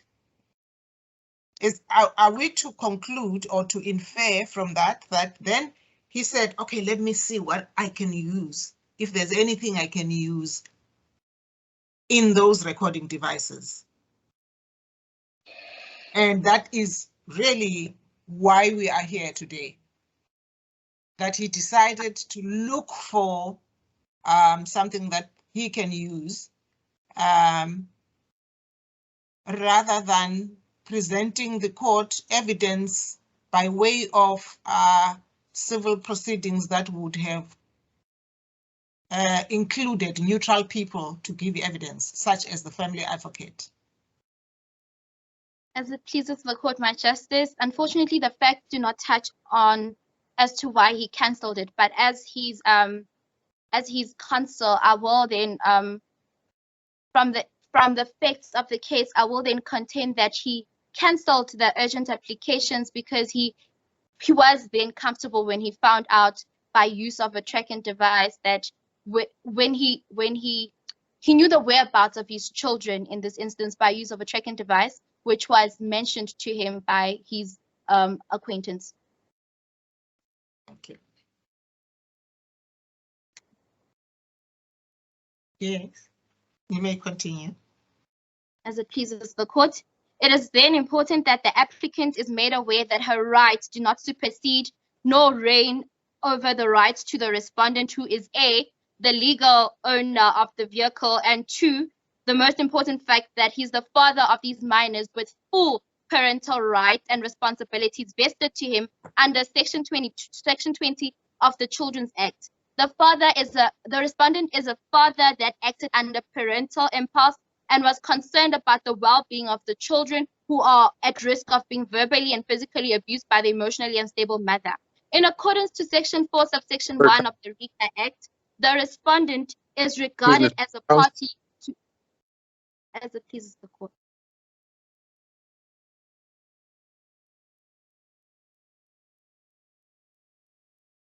Yes, Justice Nyangiwe, are you still with us? Okay. Can you hear me? It's becoming better. At first, it was a bit coming into. Yes. Yes, now that's fine. Okay, thank you, Chief Justice. Counsel, my query with you is, which just if you can help me resolve it. You referenced POPI, the POPI Act. Yes, and then you said section 13 of the POPI Act won't find application in these facts because this is on a domestic terrain between a family. It's a family issue. Yes, my Justice. Now the question was posed by the Chief Justice. Why should the continuing surveillance of the applicant who is trying to break the bonds of marriage, why should that persist? Why should that persist? And then you seem to then insist because this is a family, but then the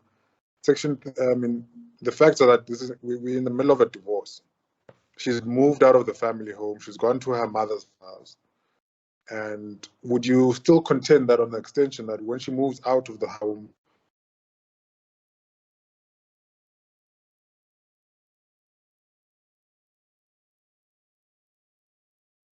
it seems incomplete, Justice Nyangiwe.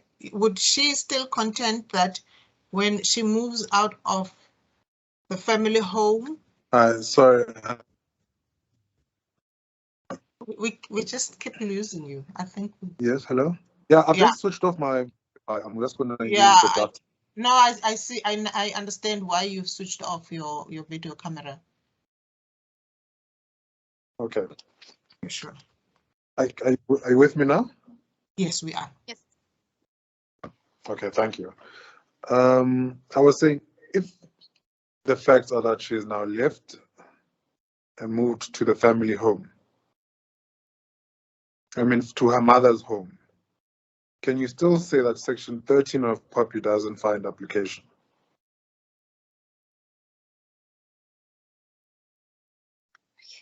I shall answer this question. I shall divide your questions, my Justices. The first question was, you said, why should it then still persist, even though I kind of contradicted myself when I stated and mentioned that section 13 subsection 2 of the POPI Act does not apply in this instance because it's a personal related issue or rather matter. Counsel still contends that the surveillance should still persist in this instance. This is regardless of whether it being of this matter falling under the personal terrain of falling under the personal matters, right? Counsel still contends that the surveillance should still be kept in this vehicle. The reason being is the applicant has shown acts of inconsistency and unpredictability. The fact that she would just one day up and leave without notifying the father of these minors and leaving him to then have to guess as to where her and most importantly the children's whereabouts are. So therefore I still hold that surveillance should be kept in this instance because the applicant is very unpredictable. When it comes to the applicant moving to her mother's place, would you kindly just repeat that question because I didn't thoroughly understand it, my Justice? No, I was saying the applicant on the facts seems, rather your client, the respondent, seems to only get the information that the applicant has moved to her mother's place when the tracking device informs him of that. I'm now saying, if that in fact is established, that the applicant has moved to her mother's place, can we still contend that they are in a personal matter or a family matter between husband and wife when she has moved out and gone back to her mother's home, when her mother is going to be with the applicant, can you still contend that Section 13 does not find application? As it pleases the court, my justice, in that instance, then yes, we cannot contend. I mean, no, we cannot contend that now the fact that the applicant has moved to her mother's house, that this section is inapplicable to the facts. Okay, then okay. And then you in your initial answer, you said because she's unpredictable, she just ups and leaves with the minor children. That's why you want continued surveillance. Okay, let me ask it this way. Continued surveillance, I mean, is that not on its own, without much of an interrogation, unconstitutional? That's without continued surveillance of the applicant by the respondent. Is that just on its own, before we even go into a deep dive onto the facts, is that not an infringement of her inner sanctum? Like, are you not asking the court really to violate her, to assist in the violation of her privacy? Because you know that the children are where they are. Why do you need continued surveillance? As it pleases the court, the respondent still seeks continued surveillance, like I've mentioned, because the applicant is an abusive individual, and I've also mentioned that she's unpredictable. So the respondent would have to be sure that his children's best interests are of utmost importance in this instance, hence the required surveillance, regardless of whether it goes against, it infringes on the applicant's right to privacy. And yeah, that's it, my justice. Last question. If we order the applicant to return the vehicle, what then do you have for what measures will your client then have to ensure that the children are safe? Because this is just a motor vehicle. It's something that goes up and down. It won't really give you much information about the safety of the children. All it does tell you is where the applicant is and where they're going and what they're doing. As it pleases the court, my justices, then in that instance, then the respondent would have to obviously go the legal route, go to family courts, and yes, go the legal route. All right, thank you. Thank you. Can I continue, my justices? Yes, you may. It pleases the court. We hold that Section 6 of the POPIA Act grants an exclusion to the rule in cases where a legitimate interest of a data subject is infringed upon and ought to be protected, or for the legitimate interest of either the responsible party, who in this case is the respondent, and the third party, who in this instance are the minors.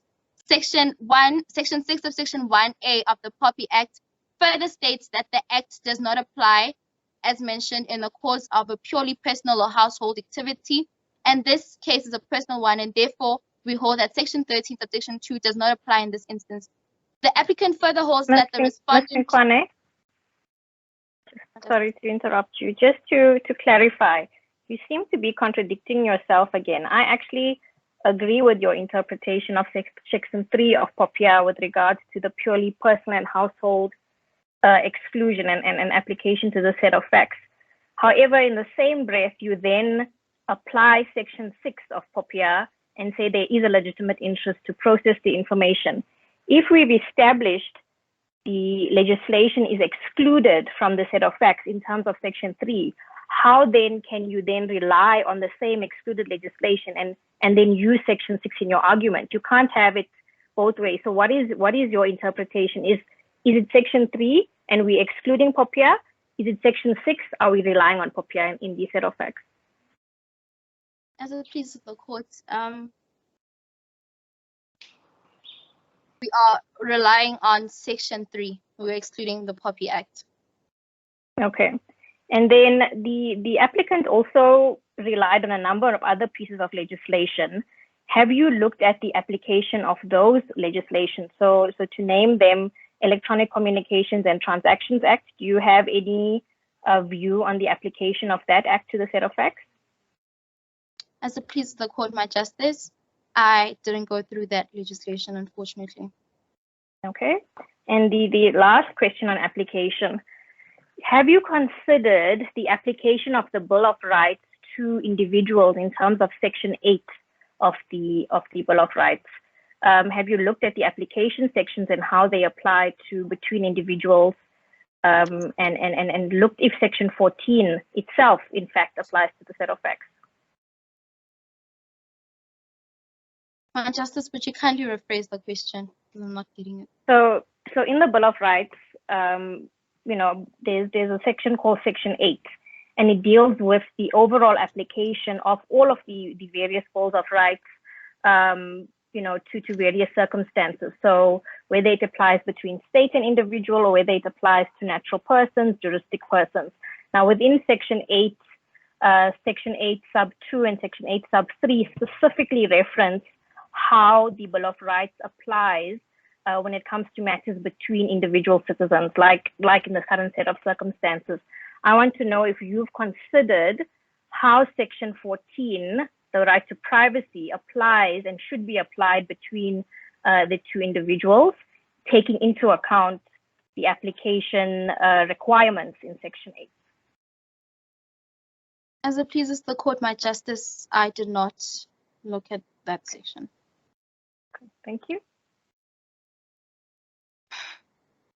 I firmly disagree with this statement that had malicious intent been present on the respondent's part, then he would have not filed for an urgent court application only to dismiss it at a later stage, nor make an offer to uninstall the app on his phone, which would hinder him from knowing the whereabouts of his children.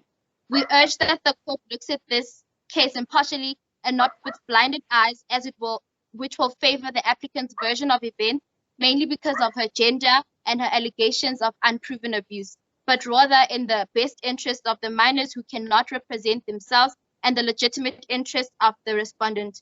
We, therefore, as counsel, contend that the Respondent's Act is justifiable, and the infringement of the applicant's rights is also justifiable, lawfully justifiable.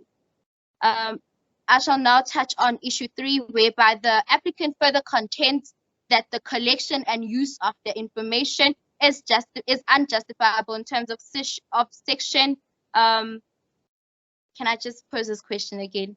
Read this out. The applicant further contends that the collection of and use of the information is unjustifiable, is an unjustifiable limitation of her and the children's rights, and she further holds that the removal of the devices would be lawful, as the devices are in contravention with Section 5, subsection D of the Poppy Act.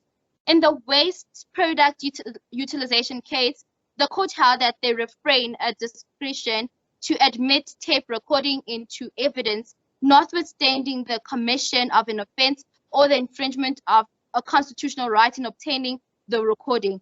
Therefore, it is not for the applicant to decide, but rather it's not for the applicant to decide on whether the use of information is unjustifiable, but it's rather the court's duty to do so.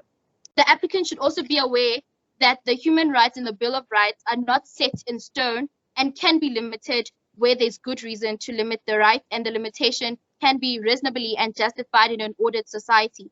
I shall touch on 2 factors which are mentioned by the applicant.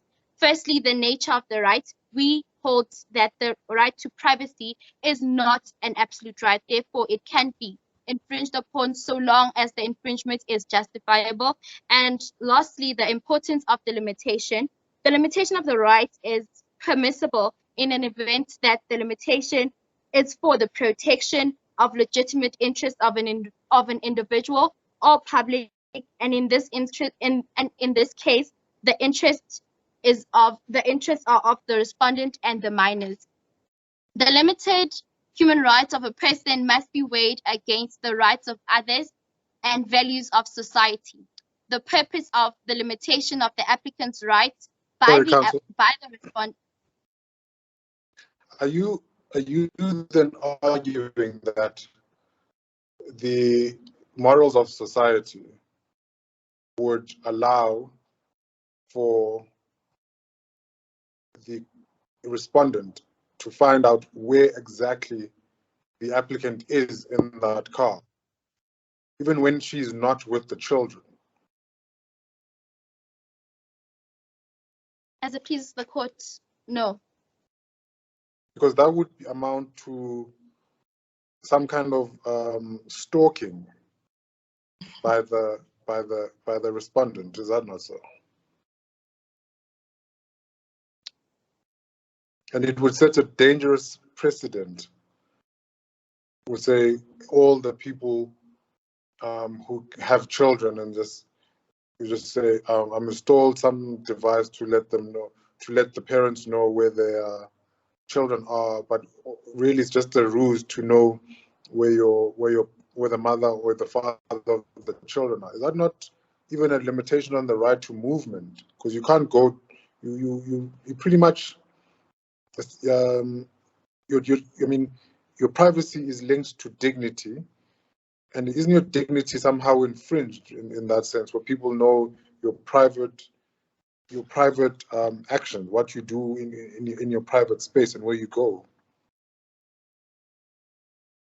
My Justice, that would obviously that would constitute an infringement to the right to movement and obviously the right to the applicant's privacy, because it's contra bono. It's contra the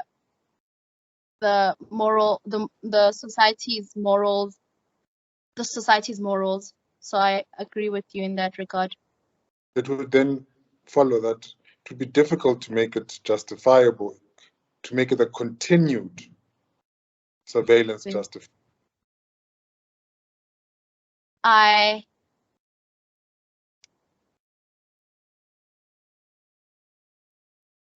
disagree in that regard. I disagree because we also, My Justice? As you must disagree. I disagree, My Justice, because as much as societal standards are important, this case is it involves children, right? So it would be very important that the father also knows where his children are, because he had no opinion when the applicant had moved with the children. He also has the full parental rights and responsibilities to these minors, and therefore I still contend that the surveillance in the vehicle should continue. See, Ms. Pinkwane, this is our problem.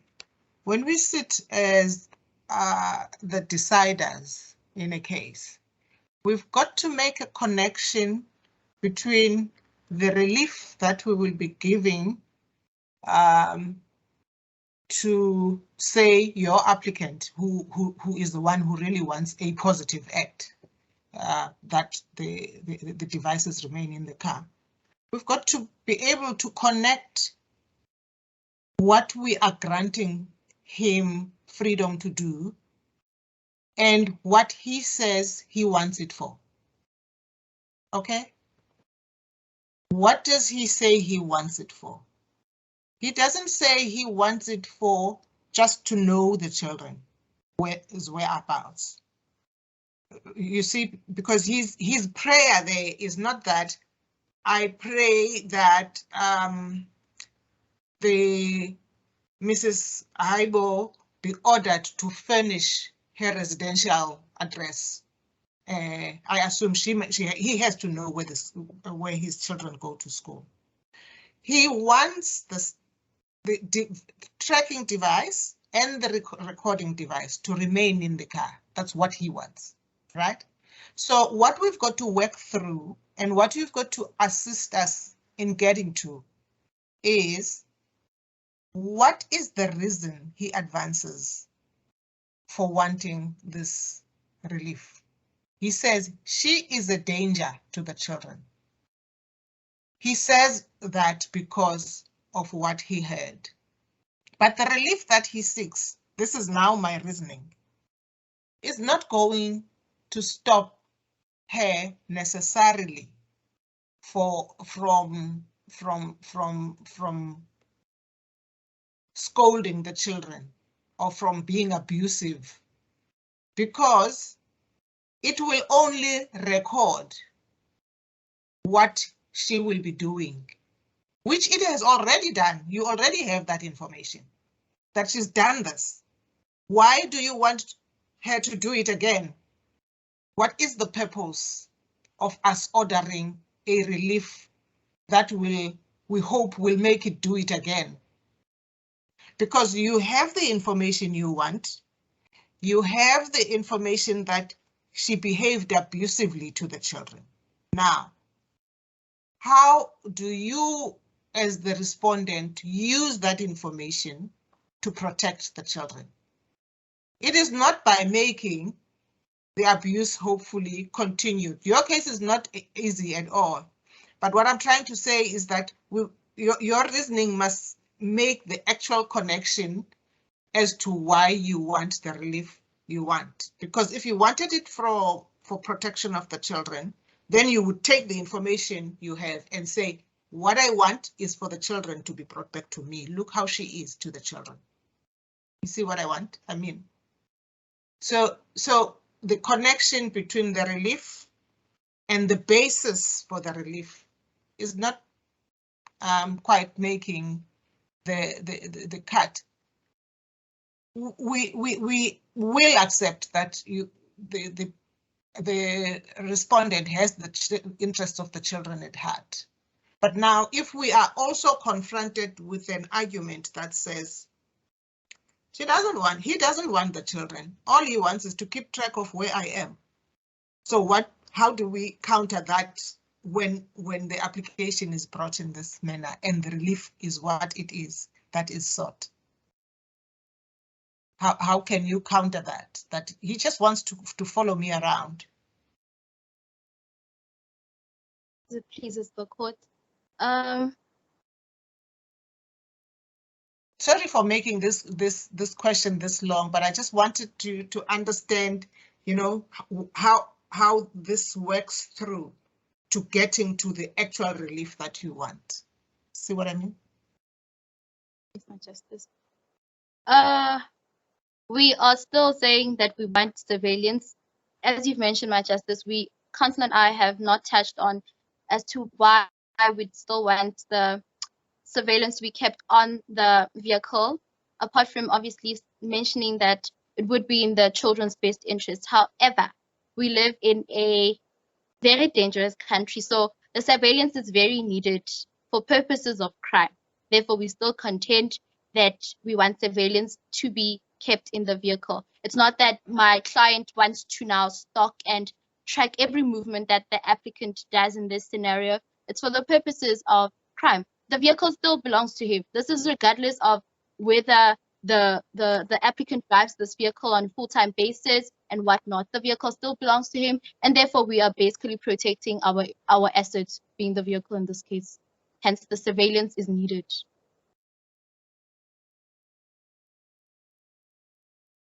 Thank you.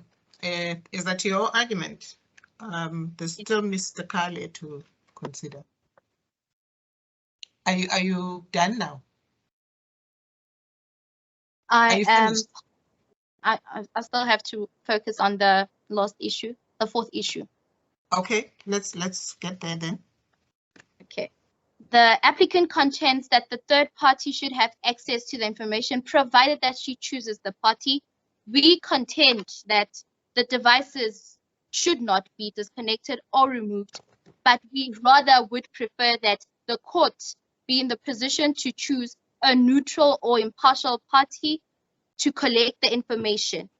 The reason for this is because the applicant, as I've mentioned prior in my argument, is not a credible individual, and therefore giving her this task would be failing the respondent and the children. Therefore, we contend that the court should have the authority in deciding on a suitable third party for both parties. As it pleases the court, my co-counsel will now have to submit his submissions, my lord, my justices. Thank you, Ms. Pinkwane. Mr. Kale.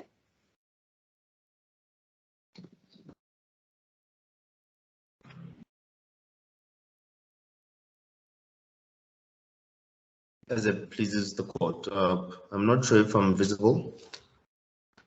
You are not, but you are very audible. If you are sure that you've got your camera on, then there's nothing much you can do about it. Oh, there you are. We see you now. The light just came on now, which means that the camera is on. Sure. My justices, I will be addressing this court on only two issues. With the first issue being whether or not evidence that is obtained unlawfully is admissible, and the second issue being, does the fact that the applicant brings forward no cogent evidence of the abuse that she alleges she has suffered as perpetrated by the respondent change the fact that the evidence that the respondent brings before this court should be admitted? And in beginning my submissions, I would like to sum up the argument that was placed before my justices by my learned colleagues on behalf of the applicant. Now, my learned colleagues on behalf of the applicant argued that Section 35, subsection 5 of the Constitution prohibits the admission of evidence that is said to be admitted unlawfully. And then they went on to argue that the POPI Act on Section 13, subsection 2 states that when gathering information, the subject from whom the information is being gathered must be aware that the information is being gathered. And our submission that we will be putting on behalf of the respondent will show that that position is not true. Now, my justices, when considering the admissibility of evidence that is obtained in a unlawfully in a civil court, the respondent urges the court to then look at the case of Harvey v. Niland. And the facts of that matter, my justices, was simply that Mr. Harvey and Mr. Niland ended their business relationship on bad terms. And a consequence of the ending of that relationship meant that a restraint of trade would apply to the party that is exiting that business relationship between the two parties.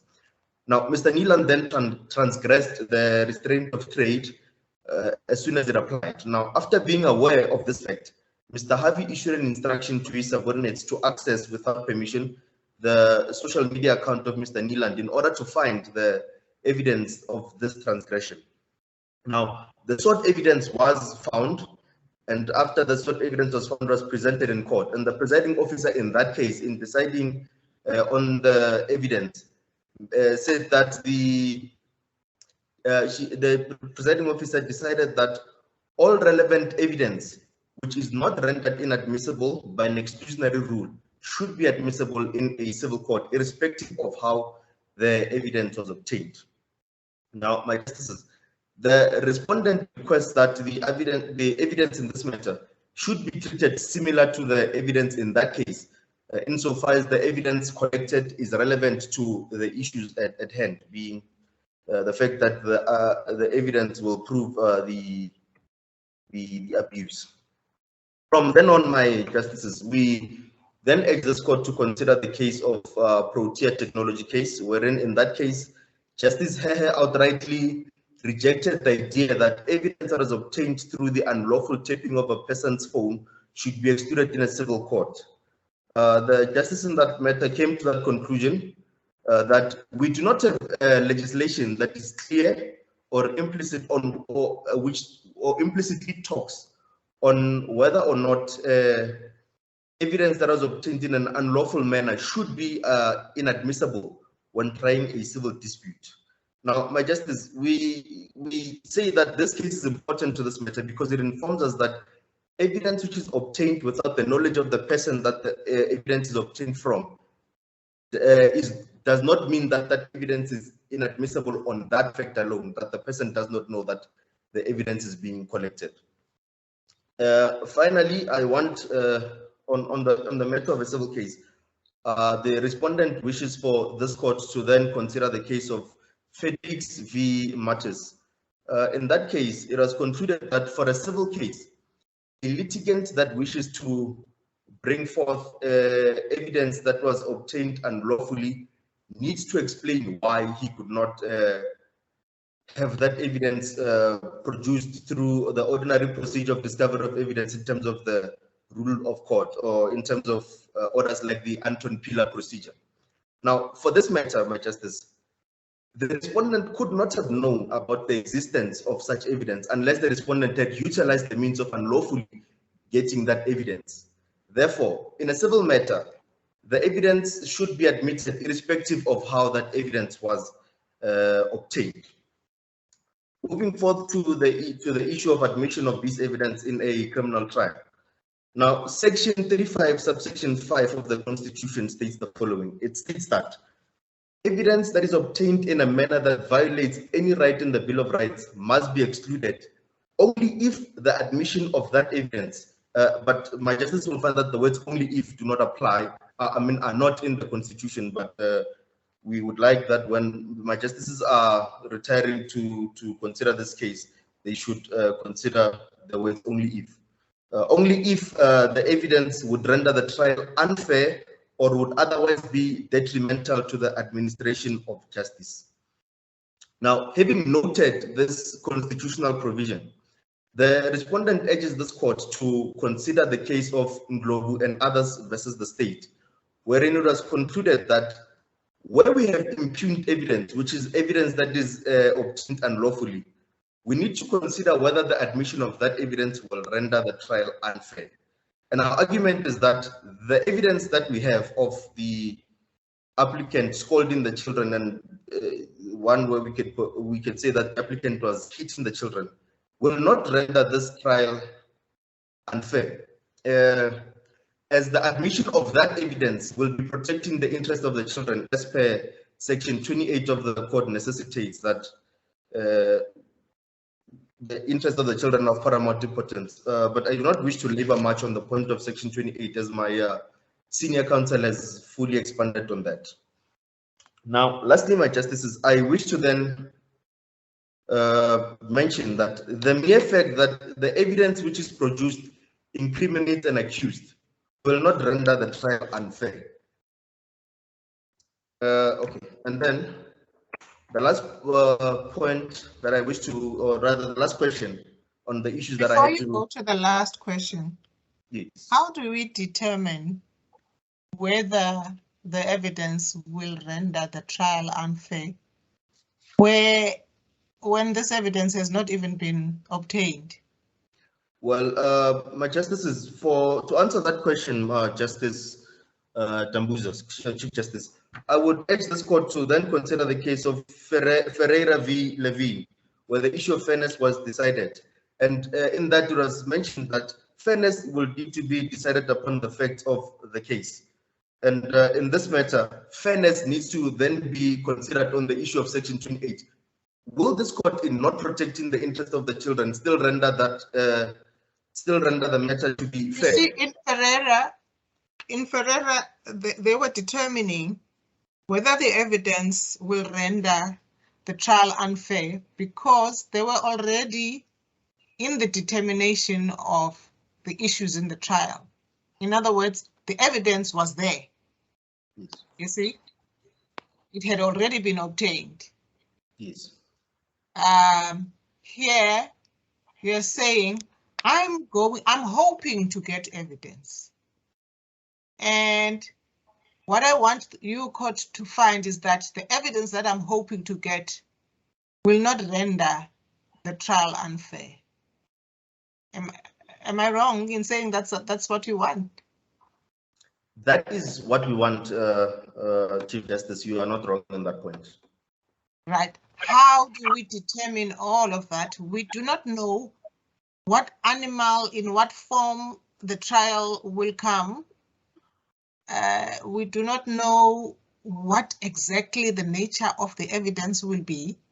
I'm sure you don't know as well. Neither does the respondent himself. So how do we determine this at this point in time? Well, my Chief Justice, in order to answer that question, I will then direct this court again to Section 28 in that to determine fairness, let us look at what that evidence will, if admitted, seek to prove, and which is the abuse that the children are suffering at the hands of the applicant. So because of that, the evidence, because of that, the admission of that evidence and seeing what it needs to prove should be, the admission of that in the trial should be seen to be a fair procedure, and the trial will not be rendered unfair. Okay. Please. Okay, on to my last point being, does the fact that the applicant bring forth no evidence to prove the abuse of the respondent change the fact that the unlawfully obtained evidence of the respondent should be admitted? And on that matter, my Justice, the answer is simply no. It does not change anything, because a party who makes an allegation needs to prove the allegation that they made. But in this matter, what we're finding is that the applicant just says the respondent is abusive, but there is no facts or rather evidence to prove that the respondent is abusive. Whilst on the other hand, the respondent is saying, I've got evidence which says that the respondent has at times, or can be purported to at times, hitting the children based on this evidence that I have, and therefore that position should not change.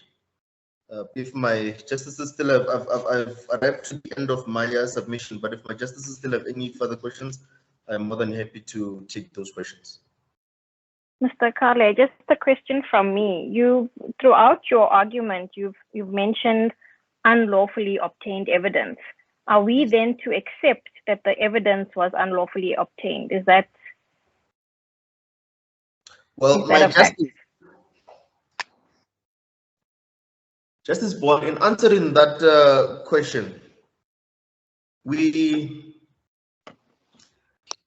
in finding this evidence, because we are admitting that the applicant has the right to privacy, and we are not, or rather on the submissions that I'm making, I'm not on that point. We can say that the evidence was obtained unlawfully. Is this not contradicting your co-counsel? Because your co-counsel said that in terms of Section 4 of RICA, the respondent as a intended recipient of the indirect communication, and the indirect communication being the recorded videos, and the intended recipient being the respondent, because the app was installed on his phone and so forth, he was entitled to that recording. In terms of Section 4 of RICA, she said that it was lawfully obtained. So are you then not in agreement with that statement that it was lawfully obtained in terms of Section 4 of RICA? My Justice, may I just take a moment to consider the answer that I'm going to provide to this court?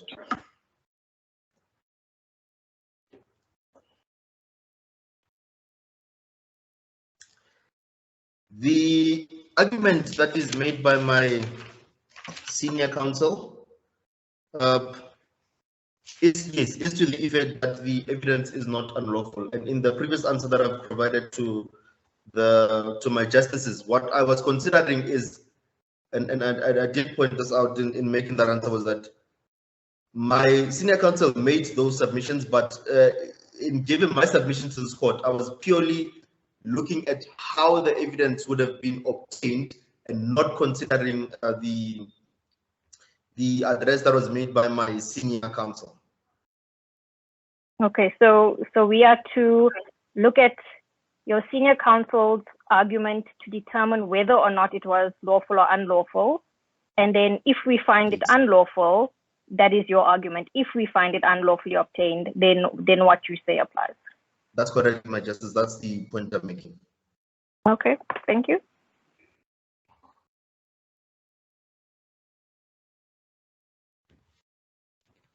Do I still have any questions from my justices? None from me, thank you. It doesn't look so. Is that your argument? Is that your submission? Yes, Okay, Chief thank you Justice. very much, Mr. Khan. Thank you. Well, here now the amicus before we go back to the respondent applicant.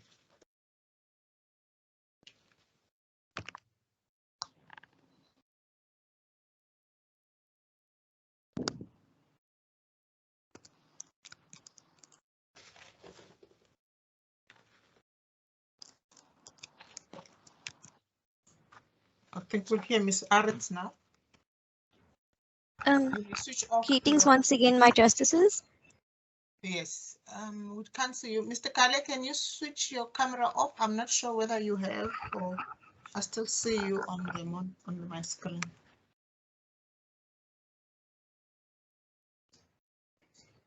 May I proceed?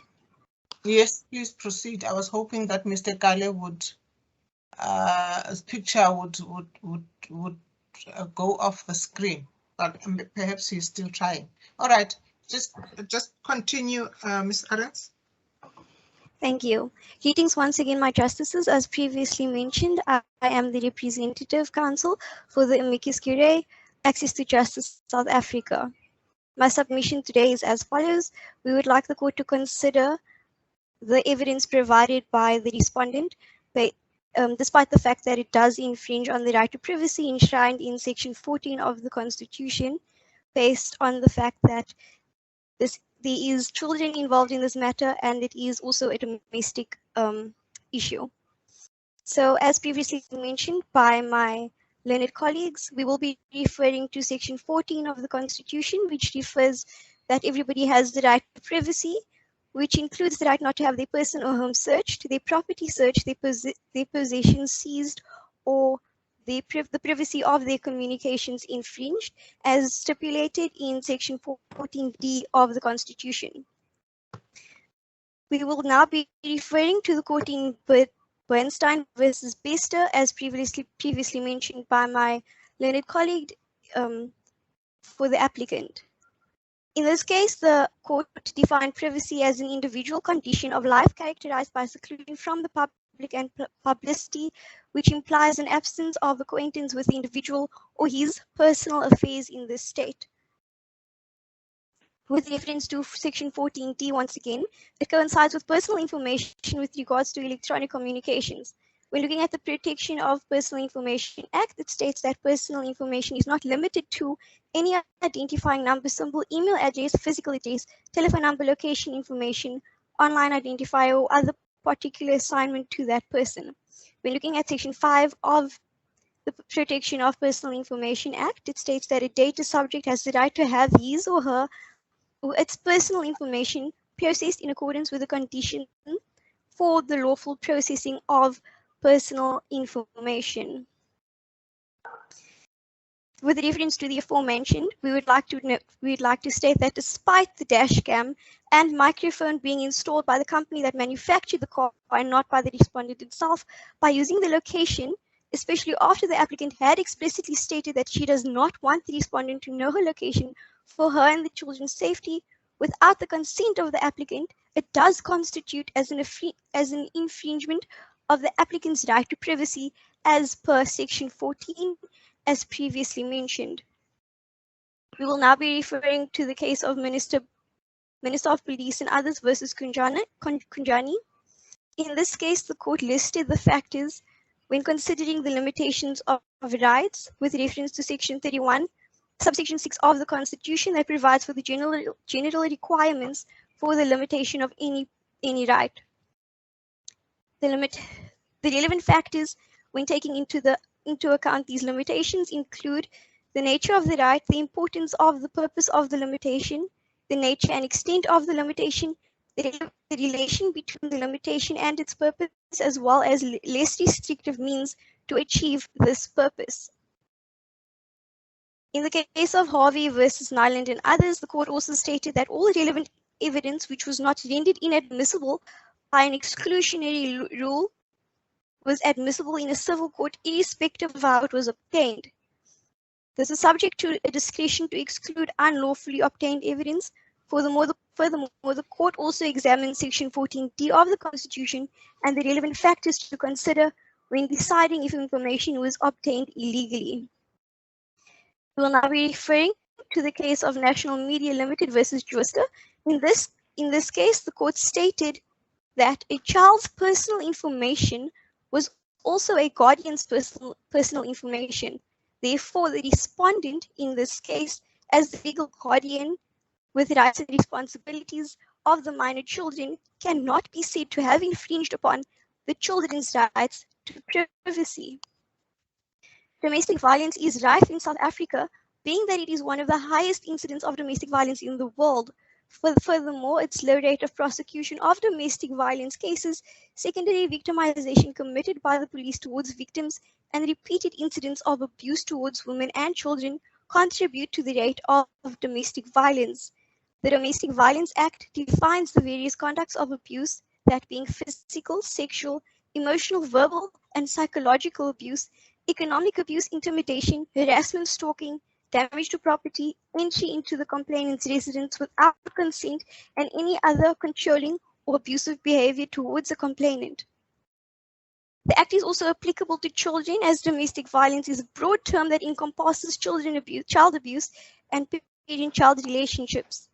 The Children's Act defines abuse in relation to children as any form of harm or ill treatment deliberately inflicted on a child, and this includes assaulting a child or any other behavior that may harm the child psychologically or emotionally. Section 9 of the Children's Act states that in all matters concerning the care, protection, and well-being of a child, the standard that the child's best interest is of paramount importance. Through the audio recordings obtained from the respondent, it is evident that the applicant has abused her children through verbal and physical means. Such behavior goes against the right to human dignity and freedom and security enshrined in Section 10 and 12 of the Constitution, respectively. Furthermore, it goes against Section 28D of the Constitution, which states that every child has the right to be protected from maltreatment, neglect, abuse, or degradation, despite the collection of the information by the respondent, resulting in an infringement of the right to privacy of the applicant. For both the applicant and the children's safety is at risk. Therefore, the information must be used in a court of law to ensure their safety and their best interest, as their rights are of paramount importance and raised superior to both the applicant and the respondent. I have no further submissions, my justices. Thank you. Okay, Ms. Adams, you did hear the exchange that went on between the applicants and the respondents' counsels. Yes, my justice. What your emphasis is and where you started is that, listen, there's children involved here. But I'm sure you don't mean that whenever there's children involved, anything and everything is then automatically justified. We've got to make— Not at all, my justice. We've got to make connection between what the respondents would prefer that we do and what the connection is between that and the children. And what I don't quite get it in your argument as to what is that connection between the devices remaining in the vehicle and the protection of the children. Okay, so your justices, we are not submitting that the devices need to remain in the vehicle per se. We are just submitting that the evidence provided by the respondent should be considered by the court regardless of the fact that it was obtained unjustifiably and unconstitutionally, because it relates to the minor children. All right, I see. You're limiting your argument to the admissibility point only. If yes, do we get there though? Why is it that you're limiting your argument to the admissibility? Because in order for us to get to the admissibility, we've got to find that the invasion of privacy or the infringement was justifiable or is justifiable. Because we don't know whether there's ever going to be a trial. You heard my exchange with Mr. Kate, that how do we, and I think the courts have said that, it is the court that hears the trial that determines whether evidence sought to be led will result in an unfair trial. How do we determine that here? We don't know what the evidence is that is sought, that will be obtained. We don't know whether it will be obtained at all. We don't know what the issues will be at the trial and what the relationship between the trial and that evidence, if any, will be. My Justice, if you don't mind, could you please rephrase the question? What I'm saying is, how are we going to be able to decide whether the evidence will result in an unfair trial? Firstly, the evidence has not been obtained. You understand what I mean? That part. The respondent is not coming here wanting to use the evidence that he has already obtained. He says, I want to get further evidence, or I'm hoping to get further evidence. And that evidence that I want to obtain, this court must declare that it will not lead to an unfair trial. Okay, my Justice, I understand clearly now. To that, I would say that based on the fact that the evidence was previously obtained unjustifiably and unconstitutionally, I will submit that the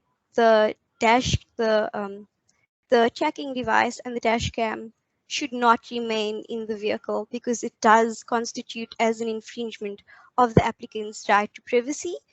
However, only her right to privacy was infringed upon and not the right of the minor children, as the respondent is also the legal guardian of the minor children. Yeah, I think that's her argument as well, that you interfering with my right to privacy. I think we can go along in that vein, but then why must we order that both the devices must be removed? The respondent says the tracking device, well, his argument is that both devices actually will serve security purposes. It's for the good of the children that the devices are there. With regards to this, my Justice, I'd like to just clarify. I misspoke previously when I mentioned that both the tracking device and the dash cam needed to be removed. What I meant to say was that only the dash cam in this case should be removed, as the tracking device will provide the respondent with peace of mind, with knowing where his children are in terms of their location. However, it will, in that sense, not infringe directly upon the privacy of the applicant, as enshrined in Section 14 of the Constitution. Why not? It will surely divulge all her whereabouts all the time to the respondent. Why should that be left to her, whether she wants that or not? I agree with the fact that it will divulge her whereabouts to the respondent. However, because the minor children are in her care, the respondent also has a right to know where his children are as a parent. So while the applicants... Well, the children are at school half the day, and it is the applicant only driving around in her car. And if the children are not with her 24 hours a day, why should she be exposed to the respondent's tracking continuously? With regards to this, my Justice, it has been, in the facts of the case, it has been mentioned that the respondent made an admission that he is not the one that gets the information with regards to the tracking device and the dash cam, as he will pass it over to his attorney or some other legal figure who will be monitoring this. So she would not need to fear for her safety with regards to the respondent in this case. Okay, thank you, Ms. Aris. Let's see if my colleagues would wish to ask any questions. Yes, I have a question for the amicus, Chief Justice. Yes. You may go ahead. Wouldn't the attorney, in essence, be an agent of the respondent, and then by implication is an extension of the applicant in this regard? Could you please rephrase your question, my Justice? All right. Is the attorney, I'm going to put it simply, I'm going to rephrase it completely. Would the attorney have a duty to disclose the information to his client? If the client asks, then he would have a duty, but according to the Bowan Mores and with reference to the facts of the case, and also with reference to Section 14 of the Constitution and other relevant legislation, it would not be in the best interest of the children for the attorney to disclose the information to his client. So based on a moral perspective, I would say that it would not be right for him to disclose that information. However, as an agent, as the legal representative of the respondent, he could disclose that information, my Justice. Isn't the most appropriate, and I'm asking for your assistance here whilst we all mulling the issues in our heads, the most appropriate stance to take here that the information regarding the tracking device, at least, that be sent to the company that installed the tracking device in the motor vehicle, and only when there's sufficient cause that is established through the relevant channels, then that information be released to the respondent. Yes. I agree with that notion. Alternatively, the tracking device could also be given to a social worker or a childcare facilitator that is also working, or a family advocate that is also working on this case alternatively, to provide that no interference with regards to the information is being handled or mishandled, sorry. And then the third party that's the nominated, would then obviously have some duty in terms of the Poppy Act, not to disclose information and to record it and store it in an appropriate manner? Yes, my Justice, that would be appropriate for the third party. All right, thank you, ma'am. No questions from me. Thank you very much. Justice. Thank you very much, Ms. Ahrens. We are indebted to you. Thank you, my Justices. Oh, sorry, I didn't ask Justice Bowan if you had any questions for Ms. Ahrens. Nothing further from me, thank you. Okay, oops. Thank you very much. Ms. Mahlangu, I think, for the applicants, do you have any reply? Yes, my Justice. Yes, you may proceed. Firstly, my Justice, I would like to reply to the respondent's counsel who said that the right of privacy is not absolute. With referring to S versus Chapman, it has made this right to privacy fundamental, especially in this case where there is domestic violence. Therefore, the right of privacy can be considered to be absolute. The applicant also didn't disappear without a trace because she notified the respondent about leaving the matrimonial home with the minors. And not notifying the respondent about the interim location is not acting impulsively because the applicant is entitled to exercise their right to privacy by protecting themselves as well as their minors. There is also malicious intent because the respondent collected the information to use them for the divorce proceedings, and this evidence has already been obtained unlawfully.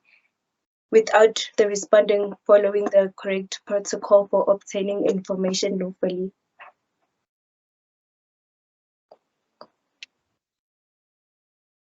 Yes. Yes, my Justice, that's all I have to reply to. Okay. Thank you. Do we have any questions for Ms. Mahlangu, Justice Nyangiwe? No, none for me, Chief Justice. Nothing from respondents. I have one question.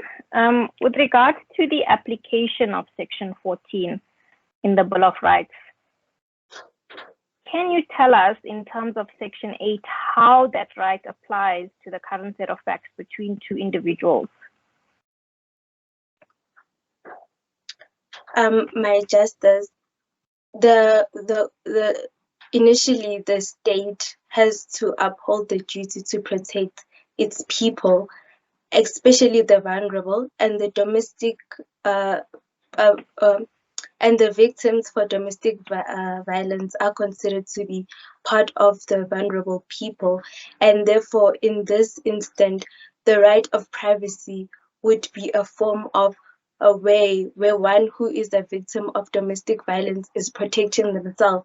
Therefore the court has to uphold that right so that the victim is not subjected to being located by an abusive party. But the state is not a party to this current case before the court. My Justice, the court is the one regulating the case, and I do consider the court to be an organ of a state. Okay, so therefore you're saying the state, the court must protect victims of domestic abuse through the right to privacy. Yes, my Justice. Okay, thank you. Thank you very much, Ms. Mahlangu. Thank you, my Justice.